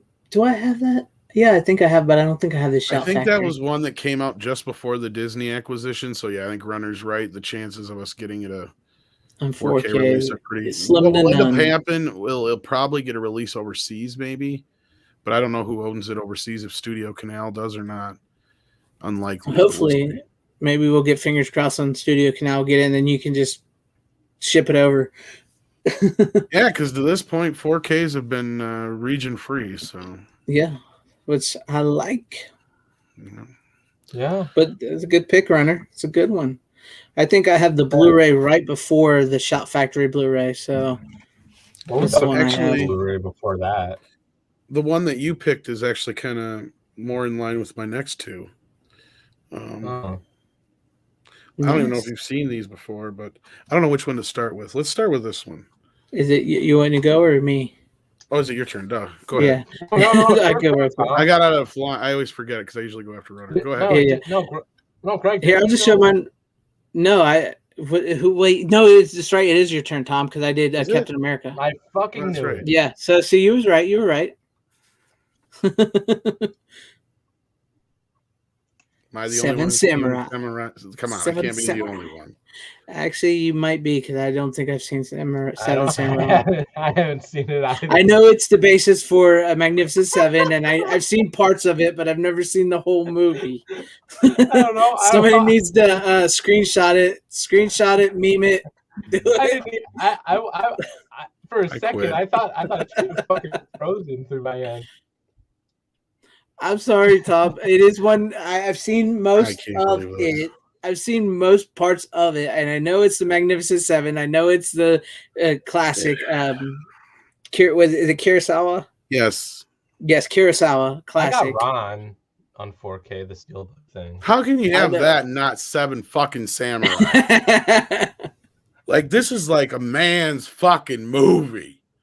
Like, damn, man. It is. It's good. It's one I've been meaning to pick up as usual. Don't ask me why I haven't seen it. I just haven't seen it. But I've seen Magnificent Seven. Well, fair enough. But I mean, come on, dude. I mean, this is a cinematic masterpiece.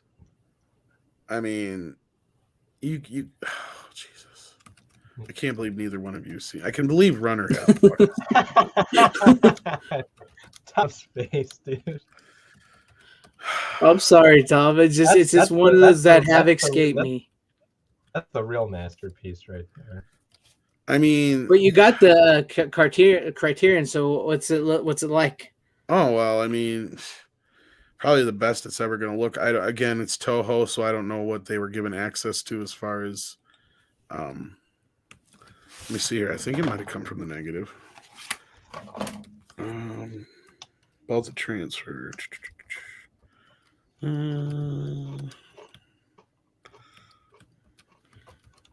But yeah, what he's looking for. I'm sorry, guys. I know that kind of hurts my movie cred a little bit. Fine grain master, not so it's not the negative. I was gonna say it's not perfect. It's a little rough, but I mean, considering when it was made, and it's got the original mono and 3.0 mix on here. Which that's my only complaint with Criterion, is they do that all the time when they have like a multi-channel mix that isn't 5 channels, but yet they'll put it in a 5.1 mix for some reason. I fucking hate that because then my fucking stereo can't upconvert it properly. So then I'm just stuck listening to how they got it set up. But no, like it's a classic, man. I mean, it's a 3-hour plus movie, but it's a great fucking flick. I know it's so good. And like I said, I have seen parts of it. I really have seen parts of it. I've just never watched the whole movie all the way through.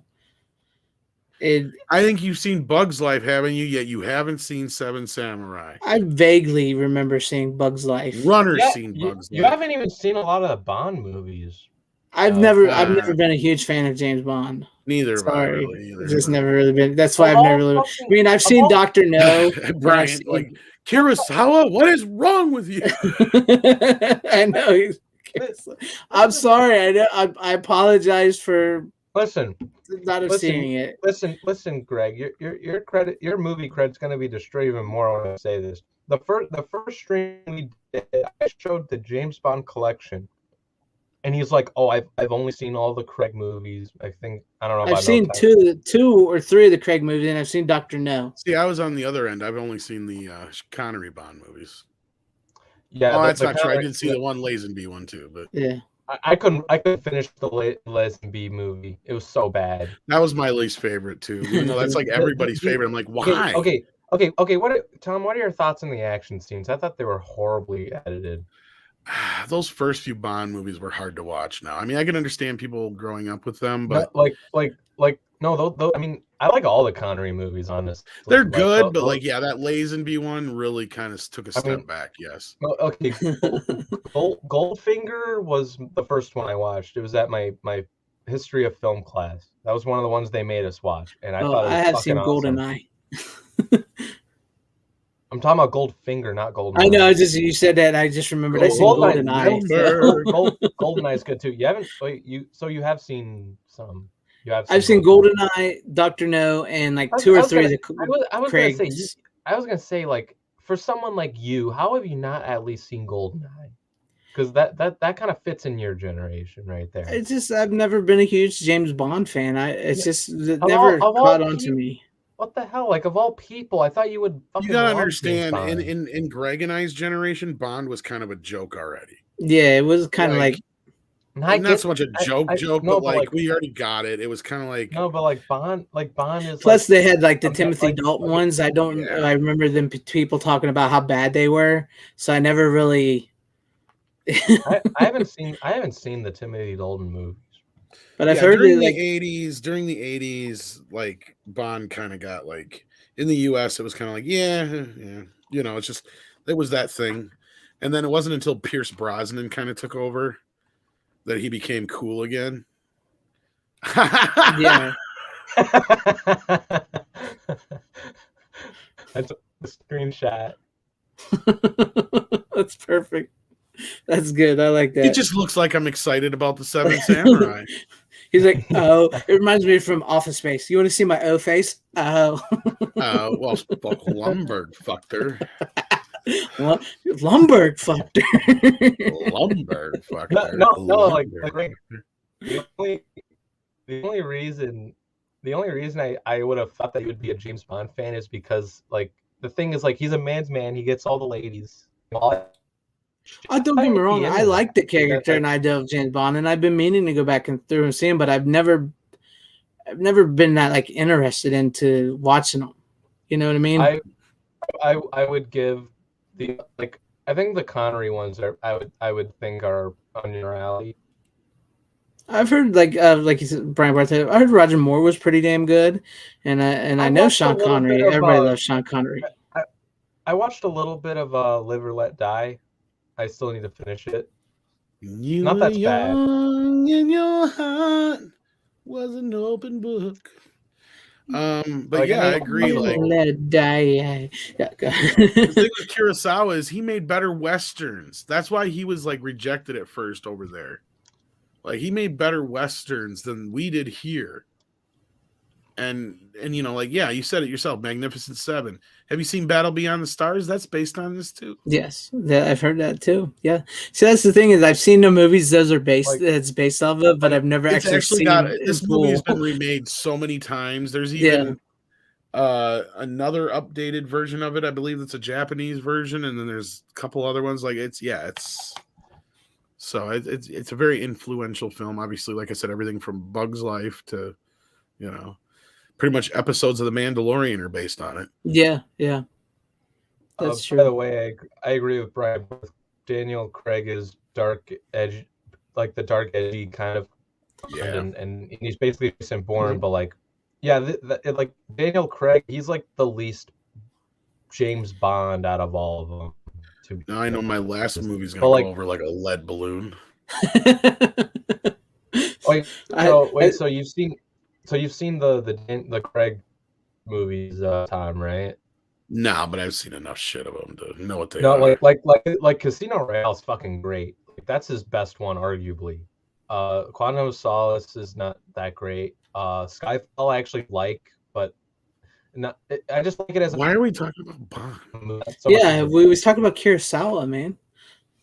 There's yeah, not but even then a we talked about connection. Bond because because you haven't seen a lot of Bond. I was just bringing that up if you've seen any more of those, because like seriously, like yeah, there's a shit ton of movies of those, but like give it a chance for whenever you I can. have, man. I haven't had a chance to pick up the Discovering Bond yet because Robert Meyer Burnett's been so busy. It's true. But I got a movie that'll top your movie there, Tom. Seven Samurai. That's a tough order. This movie, I mean, this movie is probably one of the greatest movies ever made. Freddy's Dead? No, Maximum Overdrive by Stephen King. All right, it's all right. No, this is a good movie. It is a good movie, but it's not in Seven. I keep wanting to say Magnificent Seven. I don't think Samurai. Stephen King has anything on Kurosawa. I'm just gonna say. It's not even in the same league. That movie is fueled by cocaine, though. We will admit that. He was so coked out of his mind when gasoline he made and this movie. cocaine. And it shows, and I love it. It's just so insane. The Green Goblin truck. Scare the hell out of you. Isn't that what he said in the trailer? Yeah, that's what he said. When he's speaking to the camera. Yeah, he's like, I want to scare the hell out of with his lazy eye. Yeah. But it's just such a fun movie to watch. And then like he's got they got the ACG soundtrack as well. Hey, I like that picture. That's sexy. Oh, I'm gonna suck your brain. I finally got that on Blu-ray. Did you? It's on Criterion, and I was going to get it, and it's like really expensive. It's the Criterion one, yeah, I think. Yeah, it was like the last time I checked, it was like $60. I don't know. Was it the Criterion one I got? I don't know. It's got a cool cover to it or whatever. By the way, I just realized I got an avatar of Greg's O face and Tom's face. See, we never get memed. I never get memed, so. No, the avatar I have of you is the most memeable thing ever. Yeah, I know. Oh yeah, it is the Criterion. You can get it right now for $20 at Walmart. Oh really? Yeah. $20. Amazon's got it for $15.20 on sale. I got screwed. I should have waited. Oh sweet, I'm gonna have to get it then because the last time I checked the Criterion, it was $60, and I still got some Amazon money left from Christmas. So I know one purchase I'm gonna get. I got it. Obviously, it wasn't here because it doesn't say I bought it from here. I don't remember where I got it from, evidently, but. And I have the last two of the scanners I got from Vinegar Syndrome, so I haven't watched them yet. So, Scanner Cop and Scanner Cop 2. Yeah, I'd get it right now. It's on sale. Yeah, I think I'll probably after the show here, I'll pop it in because I still got some Amazon money from Christmas that I need to spend. Been trying to debate on what I want. In stock right now on Walmart.com too. Oh, really? I know that one's a tougher one, but I think that's coming to 4K anyway eventually. But yeah, Yeah, I know. On Amazon, they still have it for like $23. That's not bad at all, though. But yeah, if you have not seen Maximum Overdrive Runner, it's just one of those crazy off the wall horror movies. Stephen King was cooked out of his head. He tried to direct it himself. It's crazy. But you should check it out. I'll check it out. Yeah. Brian Barr says Sergio Leone stole Kurosawa for a fistful of dollars and made more money suing Leone. Did not know that. But yes, Tyrell, I love Maximum Overdrive. I love it too. It doesn't compare to Seven Samurais, but it's a fun watch. I'm sure there's some kind of connection that could be made. Nope, not really. But hey, it actually might have a little bit something more. So, no. It was about a bunch of people fighting together to fight, sacrificing against. I was going to say it might have more in common with my next movie, so we'll hold on to that thought. Okay. We'll go to you, Runner. What do you got? We made you. Yeah, I mean, we didn't really get to talk about it much. Did you even see that movie before, Runner? Have you ever seen Maximum Overdrive? Nope. It's got the Green Goblin as the villain. Yeah. Oh, well, no, the Green Goblin. No, the actual Green Goblin. Show him the cover again. Yeah, I'll show you the cover. Let me get. Yeah, show me the cover. Yeah. Marvel gave him permission too. Oh, you see that? It's that semi truck with the Green Goblin in front of like the leader. Blu-ray has the documentary where a guy who found that original one and restored it. Yeah, it does. Dude, I did not realize that. I was gonna Willem Dafoe's the villain. That's a fucking plus. Oh, actually, it has a great cast. Got Emilio Estevez, Pat Hingle, Yeardley Smith, Laura Harrington, Stacey Quinn. What's his name's even in it from Breaking Bad and Mandalorian? Oh yeah, yeah. What is his name? Oh, John Carlos. Yeah, he's in it for a little bit. Yeah. It's like one of his first movies. He's not in it long though. I was gonna say he must have been gets killed with pop cans. Gets electrocuted. Oh, yep. Yeah, Lisa Simpson's in it too. Have a good night, Chad Riddle. Thanks for stopping by, man. Appreciate it. Yes, and the voice of Lisa Simpson is in it. Yep, she's in it.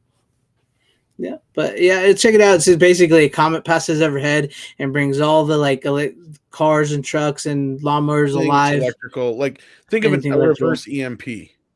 Yeah. Instead of it killing everything, an EMP would kill everything that's electrical, it brings everything electrical to life, and with a bloodthirsty. They got to serve them and keep giving them gas. Yeah, and then you got these people at this remote truck stop who get basically boxed in by these trucks. So it's it's a nice little bottle movie. Yeah, it's nice. It's kind of it's basically Stephen King's Night of the Living Dead. Yes. Yeah, that's a good way to put it. Zombies, it's trucks. Yep. And the Green Goblin. And if the zombies wanted to get fed midway through and they negotiated to feed them. Yep. But it's a good one. Runner, what do you got? If he can, is he frozen? I think we lost him. He is choppy as shit. Yeah, he's really choppy. Go on, let's see what you got. Really? Yeah, it's your turn. You've been choppy all night, dude. Yeah. All right. I mean, as much as people want to see my big old mouth open up. Yeah, no, because Tom's like, oh, you're choppy as shit. I'm just wondering. All right. Hello, FanZcene. Do you like scary movies? Oh, did you get the Scream 4K? Nice. Yeah. I love that. I like that. It's one of my favorite scary movies. For real. I got to figure out. You threw me off there. I saw two in my face twice, and I couldn't figure out which one was you. It's the one that says Metal Runner. Yeah, it freaked me out there for a minute. I was like, how's there two of me? But yeah, Scream. Did you watch the 4K? No, not yet. And I actually watched the second one recently because it was free on YouTube. It's got a nice 4K transfer to it. They did a pretty good job to it. It's a lot clearer than the Blu-ray. Yeah, I really wish I got, and it doesn't come with a Blu-ray. Actually, it just comes with the 4K and digital. Even the steelbook only came with the 4K, which is weird, but I think that was just at the time. Man, I really wish I got that steelbook. That steelbook looked fucking awesome. It's nice. It's a nice steelbook. Tom's got it. I got it. Runner doesn't. I mean, yeah. I mean, the original like poster or whatever's fine. With the screaming blonde, I forgot her name. Drew Barrymore. I mean, like the character. I mean, I know the actress, but Casey. That's her name, Casey. The Drew Barrymore's character. Yeah. Yeah, her name's Casey. Yeah, I don't remember that. You gotta watch the movie, man. Again, it was really good. I know. No, for the first time, like I think like a day or two before Halloween, the recent one. Really? Yeah, because sometimes I try to. No, because I have a thing where like I try to watch at least like one Christmas movie I haven't seen like before Christmas, and one or horror movie I haven't seen before Halloween. Like I try to do it every year. Really? Oh, we got Dan Blackwood. Tom? What do you think about this? It says might be controversial, but 2 is better than 1. I don't know about better, but I remember when 2 came out, it was a big deal. I do enjoy some things about part 2, but I have a love-hate relationship with the Scream series. I love the movies, but I hate what they did to horror. Yeah, the whole meta and everything, and the deconstruction. Yeah, it was the end of the slasher era because of that. Yep. Yeah. But that first Scream one, I gotta say, I think I like the first one better than all of them. But I love it's the most purist. It's the most unaware of itself, even though it is kind of funny saying that because the movie is kind of the whole point of it is being so self-aware. But yeah, you know what I mean? Like it was just a little movie that could that year. Yeah, didn't expect it to nobody like, expected keep going. It to do anything. And it ended up becoming, at that time, I think up until Halloween came out, it was the highest grossing, well, the second one anyway, I think is the highest grossing horror film until either one of the Conjuring or newer Halloween movies came out, from my recollection. Yeah. So. But I like 1, 2, and 3, and like Dan Blackwood says 3 is pretty good too. I like the first 3. I hated Scream 4. I absolutely hated it. I don't hate it, surprisingly, but I feel like 4 was the logical ending because 4 comments on reboots.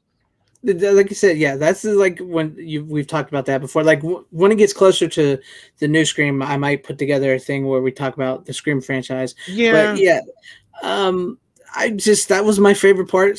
You know, where it's like you don't mess with the original. But other than that, I don't know what it is. I just did not like Scream 4. I didn't. But I like 1, 2, and 3, and I think 3 has a really great ending. Personally, Scream 4 was one of those movies that I ended up liking in spite of it. I guess I don't know how to put it. Like, let me put it to you this way: if it wasn't for the fact that that younger cast wasn't interesting, luckily they were. Otherwise, I'd have fucking hated it. Yeah. Like, because outside of that, they give the rest of the original cast really nothing to do in that movie. And it is just kind of retread ground, but that third act really kind of picks it up with the whole reboot strategy. I mean, granted, it's a little unbelievable with, Sydney's cousin or whatever being able to actually do half the shit she probably could have done. But yeah, her and Macaulay Culkin's brother are about the same height, the same weight, and they're just fucking throwing people like they're superhuman. Well, that's the thing is the Ghostface is always played by the same 6 foot fucking they're like 5 foot tall each. Yeah, that's typical of the series. So that's the thing. At this point in the series, you almost have to overlook that, especially after the second one. Like that was my big problem. If there's anything I hate about the second film, besides that they killed Randy, was that it was such a cheap fucking twist I to agree. make Laurie Metcalf the Billy's mom mother. who gave us no indication whatsoever prior to that.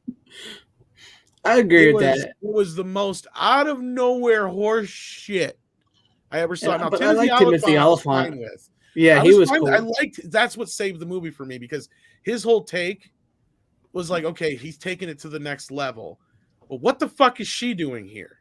She Like, just unless you needed just somebody. had her be, that's the thing. You should have just kept her as a reporter.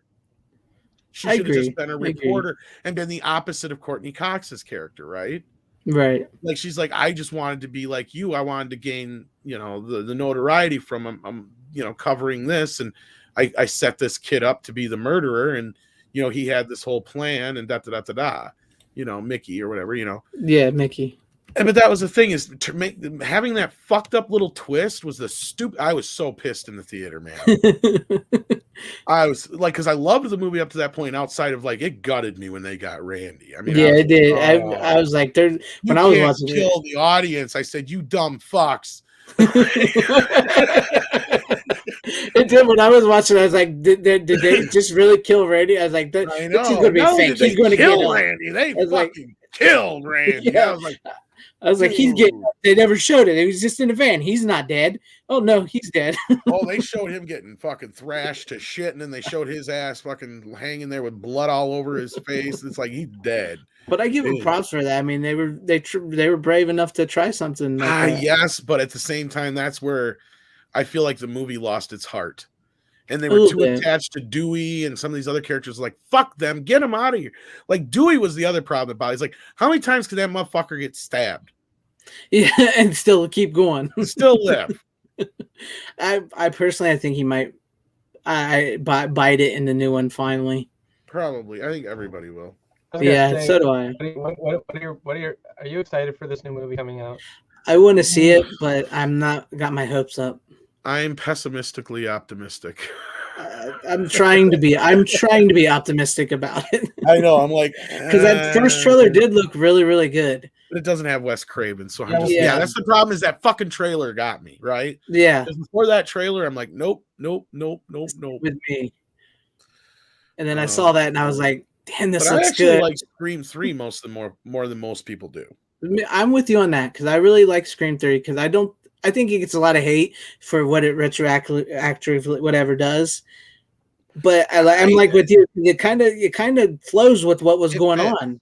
Because I was part of those before there was this kind of social media and Twitter and Facebook and MySpace kids. There was these thing called chat rooms and forums, and you would go to these places and chit chat with people who were into similar things. And in these places where people didn't just throw random memes and other random bullshit at you constantly during the day, they would just argue about movies and shit usually. There was a whole forum about the possibility or why it makes sense that there's a third killer in the first Scream movie, and the third movie made that valid. Yes. And it makes sense because I think there's like two scenes where there's no way either one of them could have committed the crime. It just doesn't fucking add up. And then there was the other scene where if it was one of them, they would have been covered in beer and all that shit and would have had to change their clothes. And yeah, it's kind of like I have to go back and look at it, but we meticulously went through that movie when it came out. Like, we're like, there's got to be a third killer. And then the second movie came out, and we're like, But then that third movie kind of made up for it. But the problem with the third movie is it kind of came along like 2 years too late, it felt like. Yeah. Because it was like 2001 it came out. Well, there was like also like behind the scenes 5 years since the last Scream movie at that point. Like, it was way late. Like, for some reason, I don't know what took them so long to get to it. Well, I know it got delayed too. I know that I think it has something to do with Kevin Williamson and because he didn't write the third one, and I know that like they were supposed to be taking it back to Woodsboro. He never really wrote any of the. He wrote the first script, but I don't think he even wrote the second film. I think he just wrote the idea for it, and I think he did the same thing with the third film. I'm not sure. I have to look. I think I remember something like he was like sort of kicked off of the third movie, and he kind of just tossed away most of what he went through. Yeah, well, he went to make became Killing Miss Tingle or whatever it was, or Teaching Miss Tingle, I think, or whatever. He went to direct his own movie, his directorial debut, I think, at that time. And in between there, and like, yeah, his stock kind of went down a little bit, and then H2O kicked him back up again. Yeah, because he helped rewrite some of that. Yeah, and he just came up with the concept, is all it was. and then he also came up with the idea. Jamie Lee Curtis made him come up with whatever it was in case they had to have an out or whatever, or if it wasn't her, it was whoever it was, because he's the one who wrote that stupid fucking scene in the beginning of the next movie. Which it was probably the best part of the next movie. Sadly, it's so stupid though. It is. It truly is. And Brian Barth, I'm personally, I don't like the listings. He says greatest horror movie for you. I personally don't like to go through like this is greater than this, because I have my taste. I like so many things, and I don't like placing things above things. But like such a broad genre. Yeah, it is. But I will tell you one of the most influential horror movies on me, which is probably my first real horror movie I remember seeing, and that would be Dream Warriors. Oh, so, yeah, love the Nightmare on Elm Street series. Yeah. Jaws, of course, Exorcist, Psycho. Jaws. Yeah, Psycho. I loved the original Dracula, Psycho. All that business, all that stuff. The Wolfman, Dracula. I'm a big fan of pretty much any kind of horror movie except for like haunting movies. Like I fucking Thank you. I hate ghost movies. Like unless there's something really cool about them. But yeah, now is a problem with any horror movie. Like it's hard for me to get into any horror movie period now, because there's no more of the how did they do that factor, and the best stories have already kind of been told, so it's all we get is remakes. Yeah, pretty much. I don't think they're gonna make Dewey the Killer. Yeah. I don't think they will. I think Dewey's finally gonna bite it. I think maybe Gail, I don't know, maybe. I don't if Sydney goes out, I think she'll go out a fighter. Kill Sydney. But yeah, I don't think they will. Because I've wanted her ass to die since the second movie. I do like The Shining. The Shining is great. That's a great example of a good ghost story movie. That's a rarity, yes. Yeah, it's a rarity. And I like The Changeling too. But like, see, I hate Paranormal Activity. Paranormal. I don't like Paranormal Activities. Or like, have you ever seen the Nicole Kidman movie, The Others? No, but I know what it's about. Yeah, I don't like stuff like that. A lot. Like, I'm not a big fan of these. Or there was another one that was not the same, but it came out around the same time ish. I don't remember if it was Liam Neeson who was in it or what, but Haunted House or something with Liam Neeson and Owen Wilson. No, that's a completely different thing. I'm thinking. I know what you're talking about, and I hate those kind of movies too. But yeah, no, like it was like a Victorian era horror haunted movie. Like it was this girl who they thought was possessed. And then the whole twist at the end was she wasn't really possessed. It was her dad was molesting her the whole time. Oh, I think I've seen that movie. And it was called The Haunting or something like that. It was fucking so stupid. And I hate any Exorcist rip-offs. Nobody gets them right. I hate zombie movies outside of Romero usually. I'm really picky on that kind of shit. But, you put a rubber monster in it, I'm a sucker for it, as you saw from my first pick and my second pick, obviously. So... I mean, in that respect, like there's been very few horror movies that I can actually dig anymore. Scream at least looks like it's. See, Scream, the whole thing wasn't the kills, right? Like that's the beauty of Scream. It was all the whole whodunit. Yeah, the mystery behind these characters, and it had likable characters, and Kevin Williamson was a guy who grew up with horror movies, so he got it right. That was the appeal of the first Scream movie. And the Scream movies in general. I mean, so I think I'm kind of excited for that in comparison to most stuff, but outside of Halloween and the Chucky series, I haven't really been all that interested in horror films.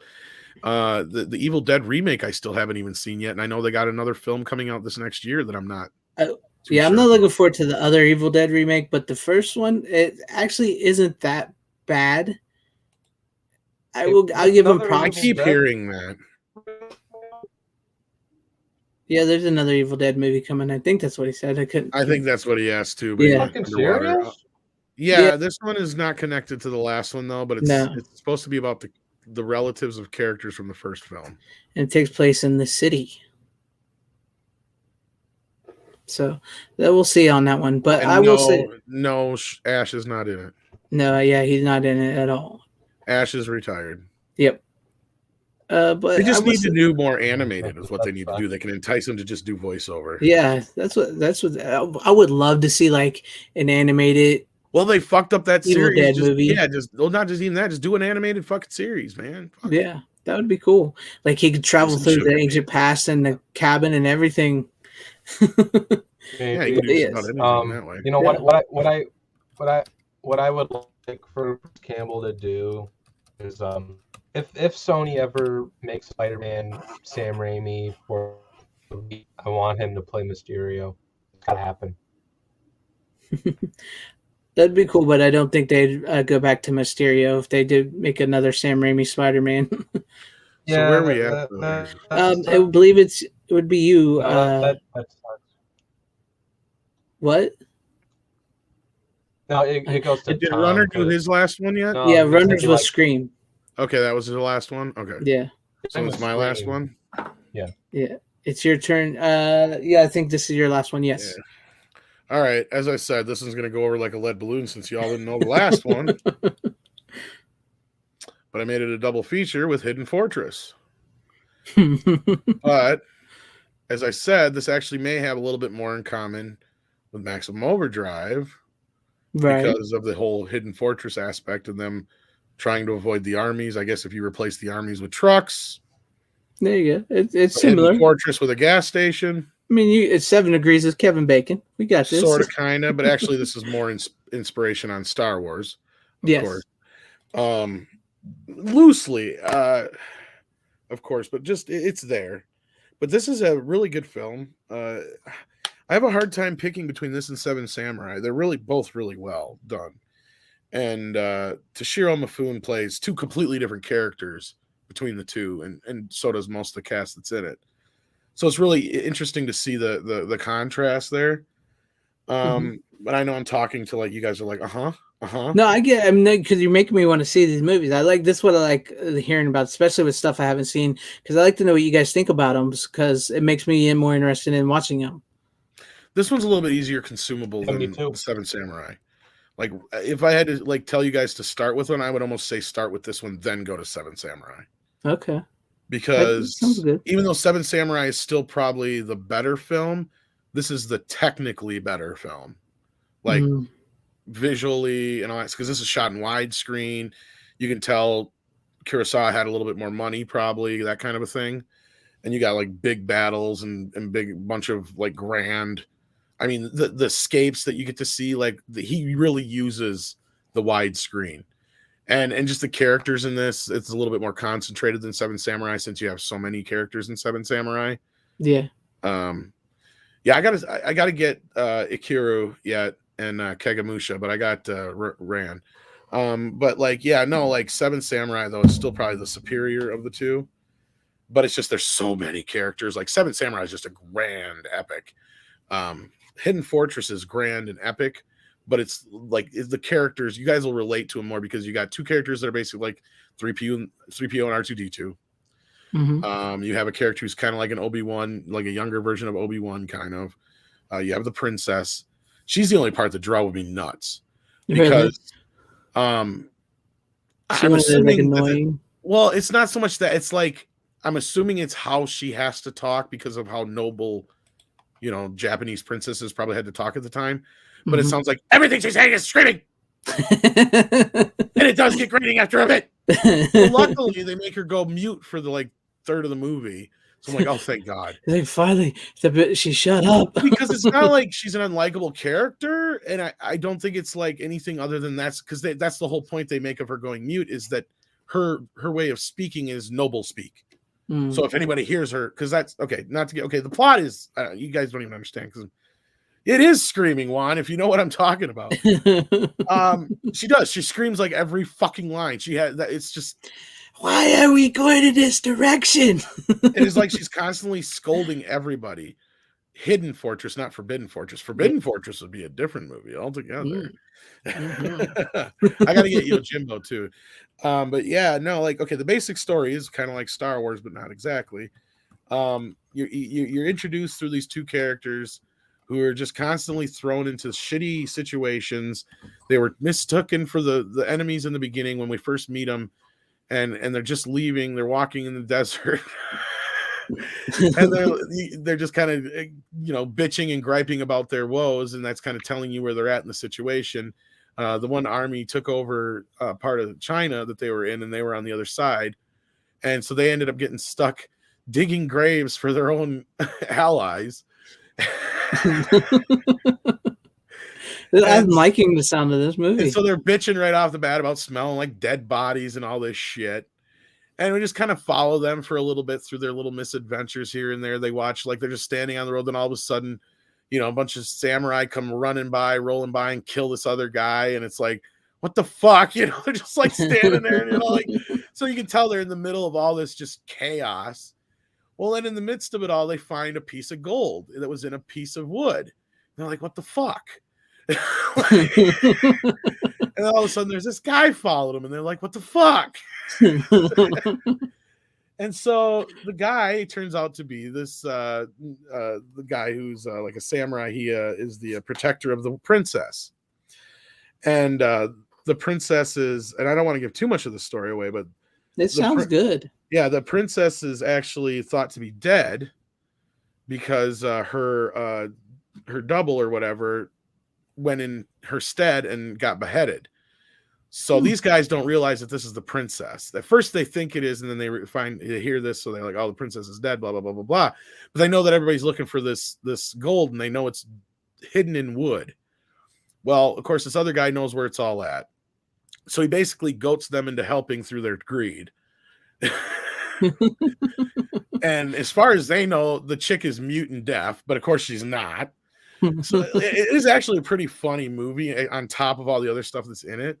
But like, yeah, like, so Toshiro Mifune basically plays like this Obi-Wan type of Jedi kind of samurai character. You know, he's the best of the fucking best. Like, one of the coolest scenes is he's kicking some ass and he's chasing these two guys down so they don't get found out. And he ends up chasing them right into, it's almost like it's that scene out of the Death Star when Han Solo's running down the hall, and he winds up running into a room full of stormtroopers, but it ends completely differently. It's the same exact scene almost. He ends up running right into an enemy camp. And just as he's about to get killed by all the enemies, the general goes, wait! Because he knows exactly who he is and he wants to duel him himself. And he gets fucking his ass beat, and he's all pissed because he didn't kill him. Because, you know, he's all, because, you know, his honor's been, you know, it's like he lost his honor in this battle. It's like it's this hilarious like set of events that just keep happening, and all they're trying to do is go from one part of the country into another area of another part, so then they can sneak back into their home part. And that's pretty much the only reason the two idiots are alive, because they actually thought of it, and so and they need their help to carry the wood, and they end up finding this hidden fortress that's in the middle of the woods. So that's actually only a small part of the movie, which is why I don't know why that's why this movie's called that, other than I just don't know what else you would call it, I guess. But like, really, the hidden fortress doesn't play all that much into the movie. It's just, I mean, it does, but it's there, but it's like just this middle portion of the movie where they just kind of hang out for a bit till they figure out when they can leave. And like the rest of the movie, again, is just them going through. I don't want to give too much more away because it's a great flick. So. It sounds really good. I'm gonna definitely have to watch this and then go into Seven Samurai. I mean, it sounded like a really funny, good movie. You know, good action, funny type movie. Yeah, and I mean, like I said, all the characters that are in it, or most of them are, you know, people that were in Seven Samurai as well, but they play almost completely different characters. It's really cool because, like, Toshiro Mifune in this one plays like the steady samurai, the strong, baddest of the baddest, and in Seven Samurai, he's this hot-headed motherfucker. And then the same thing with one of the guys who plays like one of the peasant guys, like he's like the badass swordsman in Seven Samurai, but he's just like wimpy little fucker. So it's kind of cool. That sounds cool. And was that a Criterion too? Yes, yeah. That's cool. I think all of his movies are on Criterion. Yeah, I just haven't had a chance to pick them all up.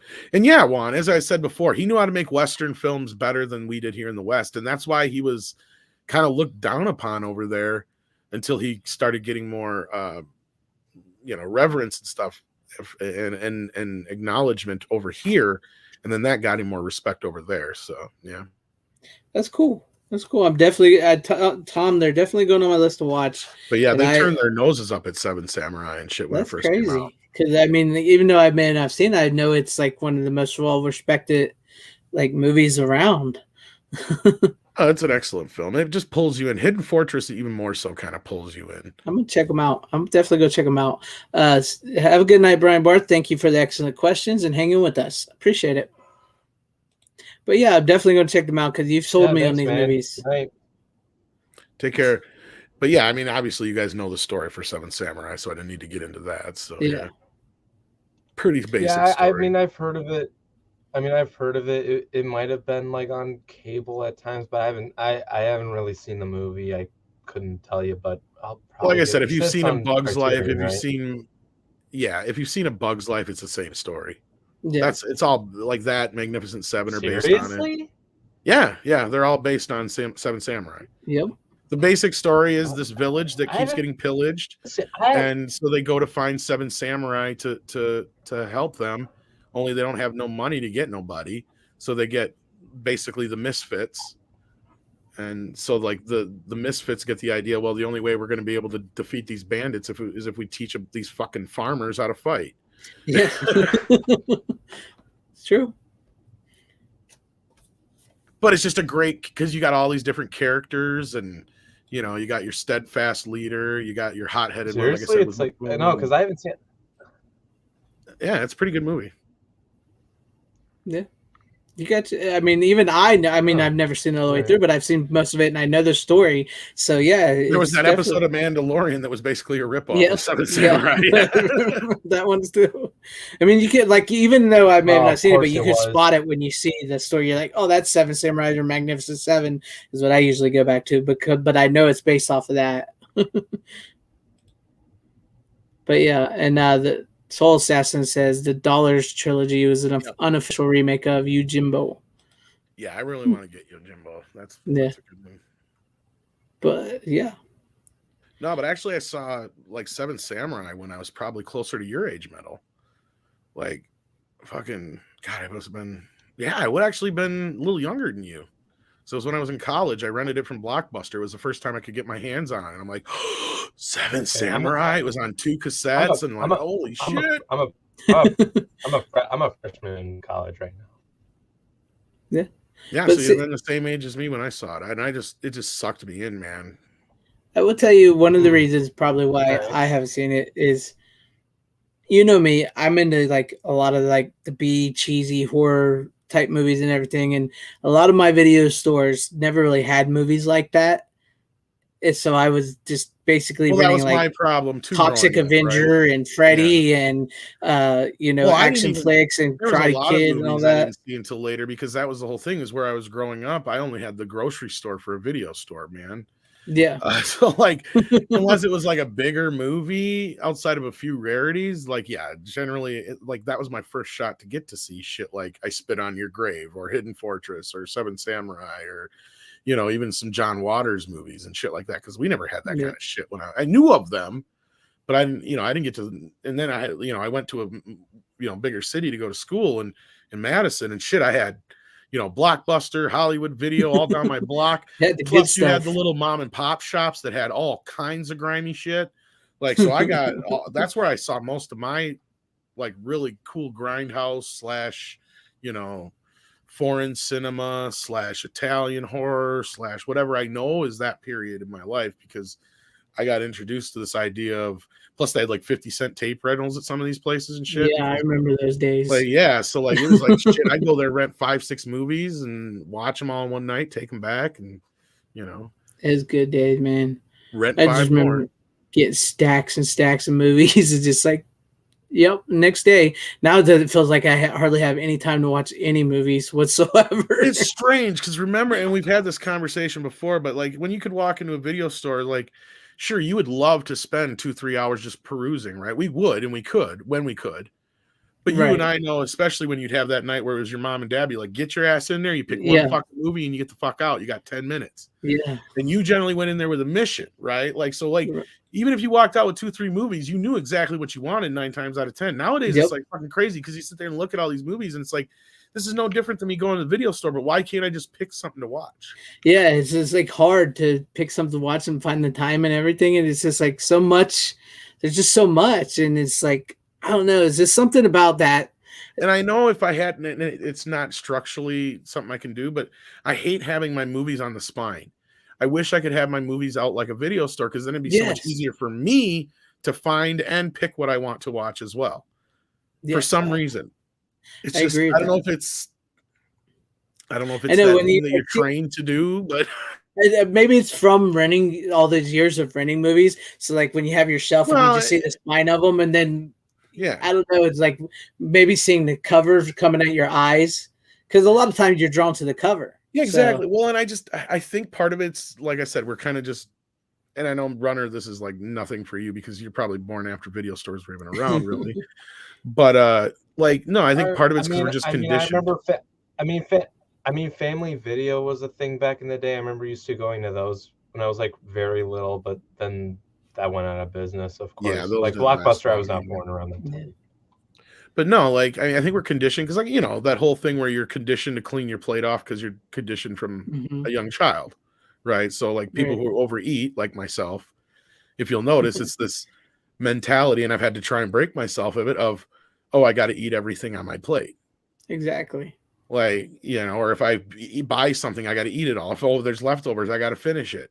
No, that's a conditioned thing, right? Like, and I think that's kind of the same way we are with, like, especially our generation with. That's why we have the Netflix problem. Right. Where, you know, you'll sit there and spend more time looking through the movies before you actually find something to fucking watch. Half the time you fall asleep trying to find something. That's true. That's true. That is true. And yeah, it's like you said, it's like the nights when your parents would say, go in, you got 10 minutes, get the movie. So like now you don't have that time limit, and you're just scrolling through all this crap, or you're looking through your shelf, and you just can't think. And you can't focus, and you just don't really see anything. It's crazy. That's a great question, Soul Assassin. No, I haven't really had that problem because I was a little bit more observant and I kind of paid more attention to silly, trivial things. But I know when I had my store and worked in a store, that was a constant problem, especially when What's Their Faces came about, and you had like Transmorphers and Asylum films. Yeah, there's still movies like they're still making. They still work it. I remember this. Sometimes I've rented a few of those where I was thought, oh man, this is that, and then it's like, oh wait, no, this ain't that movie. They were good at trying to trick people. They tricked me once or twice, but my bosses hated me when I didn't, because when I owned my own video store, I wouldn't get that shit. I just wouldn't. Not normally. But like when I worked at other places, my bosses would bitch at me because I would generally stop people and remind them or let them know that this isn't what they thought they were renting 9 times out of 10. Right. And that would usually cost us a rental. Well, I ain't renting that shit then. I was like, I can't let them, because then what? It's like either they come back pissed and I give them a free rental because it wasn't the movie they thought it was, or I tell them now and there's still a chance they rent something else. Right. That's usually how I won that argument. I would have sided with you, Tom. I would have been like, yeah, okay, thanks. I would just go find something different. Or at least if it was already out, be like, no, it's right here. You know, because you're right. Like, especially they would time those to where they would be out in theaters still, but not quite brand new, but close enough to the video. But then when the video would come out, they, like you said, especially if they knew what the cover was going to look like, they would make sure it very much looked like the other cover. Yeah, very similar. Very similar. So there was even times where if we had employees that weren't that observant, they would just mix them in too. And I'd be like, you can't fuck around and do that because you get some pissed off people if they get the wrong fucking movie, man. I remember getting Aliens vs. Predator, ended up getting Alien vs. Hunter. Yeah, that was one that they did a pretty good job at hiding it. And if you weren't really paying attention, you could get tricked by. Transmorphers was another one. I remember a lot of people got tricked by Transmorphers. God, what was a couple of the other ones they did? I know they did like some weird, wacky ones like Titanic 2. Oh, yeah. Yeah. And I seen when they did like a mummy one. Like just some wacky, weird sequels out of nowhere that like it really wasn't even a sequel. That's the funny part of it, Runner. Except for War of the Worlds was. Because I was gonna say, look, is Titanic 2 a sequel to James Cameron's? No, what it is just a ship called Titanic 2, and it takes place now. But yeah, it's just that's how they tricked you. They fucking got you. Though. I remember, man. It's been a long time since I thought about those movies. That is the dumbest shit. I know that's supposed to be like a what if thing, but that is dumb as shit. But the thing is, they worked. They tricked a lot of people into getting those movies. The newest one I love that they got is Lizard versus Ape or something like that, or Monster versus Ape. No, I've never heard that one. It's basically Kong versus Godzilla. It's Oh their yeah, movie. I seen one called like the Suicide I seen Heroes or this one at something. Walmart. I was like, holy shit, they snuck one of these bastards in at Walmart. That shows you how hot the Godzilla movies are, though, right? Like, Yeah, right. that's what I've Go been on, telling Runner. people. Anyway, I'm sorry, Runner. Yeah. You're cutting in and out anyway. My bad. No, I don't remember what I was saying. That's fine. All right, last movie. Let's get this Last rolling. movie. Here you go. My movie. It's a 80s sci-fi classic. The original Tron. Ooh, nice. Yes, and I got the actually slipcover haven't too. So seen Yeah, I that know yet. Really? you've never seen the original Tron? I haven't think we seen lost him anything again. Tron, to be honest with you. I think you dig the sequel a little bit more. That's more your Yeah, generation. you'll love it. It's not a bad sequel at all either. No. But the first one Well, is like awesome. Yeah, talking to you, Brenner. Tron Legacy. Yeah. Yes. Okay. He is cutting out so Yeah, I know. He's like, somebody's using the internet over there. There's fucking delay. Maybe go out and come back in. I don't know. Yeah, you can try it. Dan, you know what's funny is Robert Meyer Burnett is responsible for those special features, or at least part of them anyway. Oh, is he on this one? He edited the documentary, I believe. Yeah. Nice. And put together the package. Yeah, if I remember right. Nice. That's cool. I did not know that about him. Well, I mean, I know he's the editor on Blu-rays and DVDs, but I didn't know he did the Tron. Pretty sure he said he worked on the Tron ones. That's cool. Hello, can you hear me? A little bit better now. A little better. All right. But like Tom was saying, you would probably like Tron Legacy better because you're at that age where that's more focused towards like you. Yeah, you probably wouldn't dig on the effects of the first movie so much. Yeah.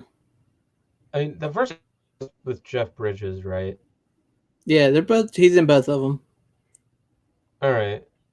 Was in the other one too? I didn't know that. Yeah, he's in both of them. Oh. Tron returns too, doesn't he? Yes, Tron. Bruce Boxleitner. I can never pronounce his last name. Yeah, I can never remember his real name, but he's Tron in the. Yeah, he's Tron. He's also from Babylon 5, so. Yeah. But yeah, he's in both of them, and I would say like Tron Legacy is where they tried to like one of the first where they did the de-aging things, and it's a little weird, but it also kind of works too because they're in like a computer thing. So yeah, the production design, the sound effects, especially if you can get the 3D version, if you had a 3D TV to watch it on, like it's awesome because like it's only 3D when they're in the computer world. Yeah. So like you bop in between, and it's really kind of cool, and it's just a neat little gimmick. But like the music is fucking amazeballs in the second one. Daft Punk. Daft Punk did the sequel. Yeah. And, yeah. I mean the music of the first film is great too by Wendy Carlos, but I like the first one, man, and I love the first film. To me, is personally a better film, but yes, first one is definitely a better film.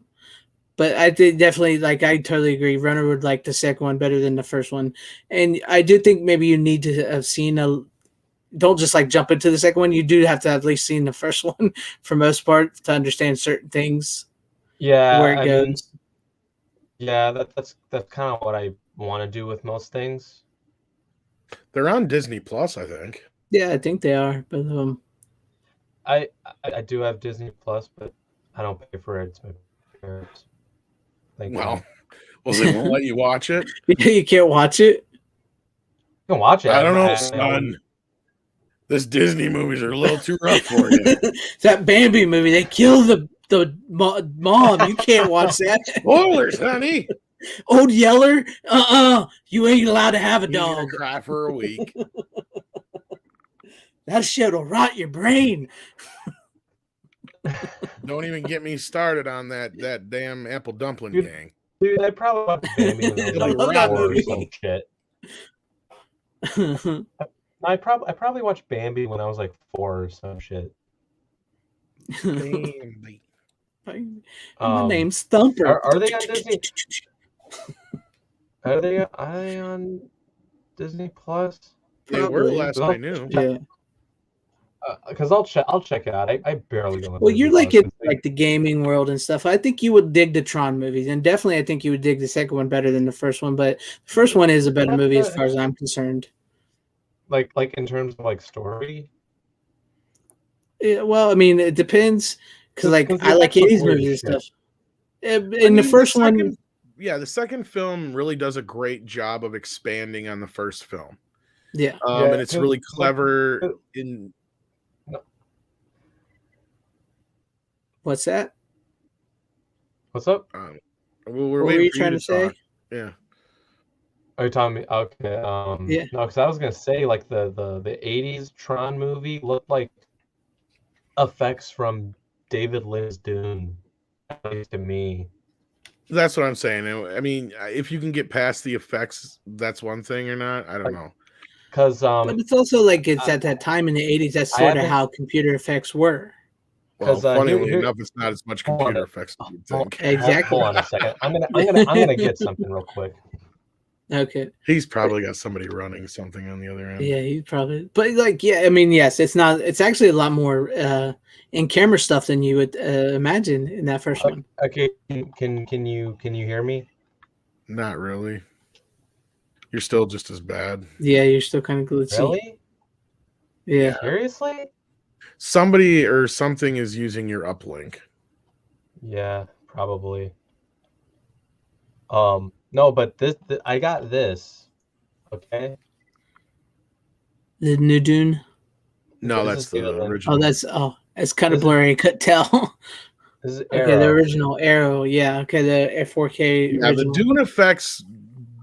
Yeah, here's the thing with those. They go from Okay, good okay. to bad to I only decent. watched half of yeah. it. I only watched half of the movie on my 4K TV. It's one of the most corny things I've seen. Honestly. It is Now, corny. didn't I as tell shit. you Now you're the one I told not to watch the original before the remake, right? Right. You told him. Yeah. Oh, there we go. We got our Correct. answer. I think that answers. No, if you yeah, didn't Tom, if you didn't grow up with the original Dune, you probably can't appreciate it as much. No, not after the new one. Yeah, like no, because there's certain like scenes that are they're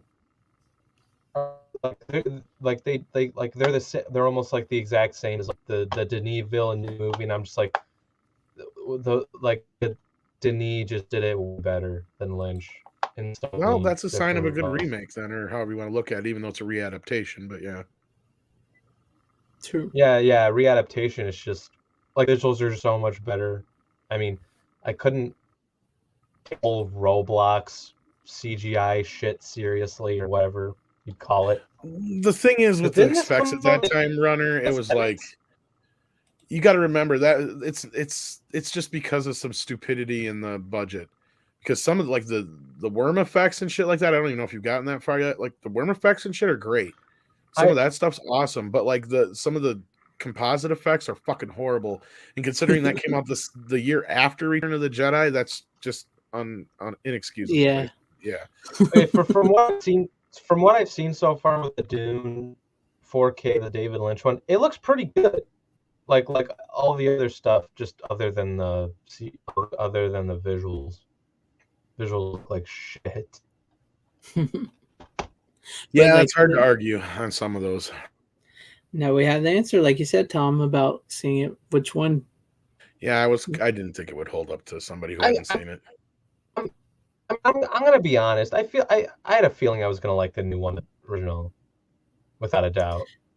That's why we were saying you probably like Tron Legacy better than Tron, but I personally I think Tron, the first one, is a better movie, but they're both good movies.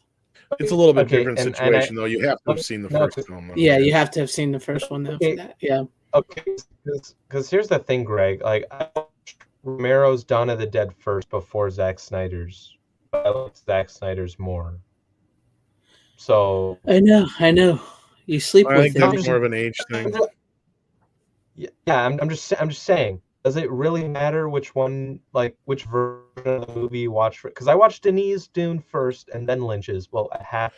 I think it partially matters, and then the other part of it is just growing up with something at the same time. Because I tend to try, if I'm going to watch something that's a remake, I really try to see the original first. Right. Just out Yeah, of pure. me too. Me too. Yeah. I Same try here, to but I do tend as to I tend to possible. like the original better than the newer remake ones in the end, anyways. But it doesn't mean I can't like I do like I mean, Dawn of the Dead, but the I mean, it versions, but I depends. still think George Romero's is better. Yeah, I mean, but I think George A. Romero's is great. Maybe it's just because I like action movies more, and I listen to like, the special features and like the interviews and shit for the remake. And like, they keep mentioning like this is like more of an action movie. I'm like, oh, okay, that's probably why I like it more. It makes sense though. Alrighty then. Any final words before we close it out, guys? Okay. No, I think that Tron's a great final pick. Yeah. Needs a And 4K. yeah, it needs it. That's what I was thinking. Do you think we'll ever get like a 4K of And this? I kind of had a fifth pick, but not really. Oh, you can show it real quick before we go. Yeah, Well, no, sure. it was Dune. No, Oh, Dune. Oh, yeah, yeah. Oh, no, yeah. because I want to show it to you. Like, I got this from Best Buy, and the effects look weird as shit. I feel like that's what on the '80s one is looking like. I can't take this version of Dune seriously. Happens. It happens. But yeah, that says that. And thank you guys for coming on again, Tom and Runner. Appreciate it. Enjoyed your picks. Sorry, Tom, that I didn't see two of your picks, but I will check into them because that one sounded really, really good. And I definitely need to see Seven Samurai. It's that's a movie that has to be seen before I lose any sense of being able to watch movies as I get older. But yes, thank you guys, and hail to the chat. Soul Assassin, Random Bread Creator, I3AR3, Cosmic Squirrel, Juan. Who am I missing? I'm missing everybody. Joshua Gomez, Brian Berth, Chad Riddle, Stephen Luther, and Tim Hayes. Tim Hayes, thank you, man, for always hanging out with us. And Dragon Master 2000, Dan Blackroyd, Anthony Draven. If I missed anybody, I apologize, but thank you for all hanging out. Thank you for watching the show. Make sure you hit that like, subscribe if you're not subscribed, subscribe to Tom and all the Midnight Sets channels, subscribe to Runner. Like I said, Runner, you know you can drop your channel in the chat anytime you want, people know. I'm gonna drop my latest video because I want you guys to watch it. Go ahead, and thank you guys for watching, and share the stream out and enjoy. Drop it in. Oh, Tyrell72. Sorry if I forgot you, Tyrell. Thank you. Great show. He says thanks. All right. Cheers, Random Brad. You gonna drop it real quick before I close this out? Before I play the clip? I just dropped it. It's the Supergirl and Batgirl replacing Superman and Batman rant. If you want to see Runner go off on the new DCU, check out his video right. DC.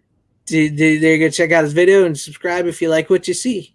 And on that note, since we talked a little bit about horror tonight, instead of my RoboCop, I'll end with a nice little horror segment.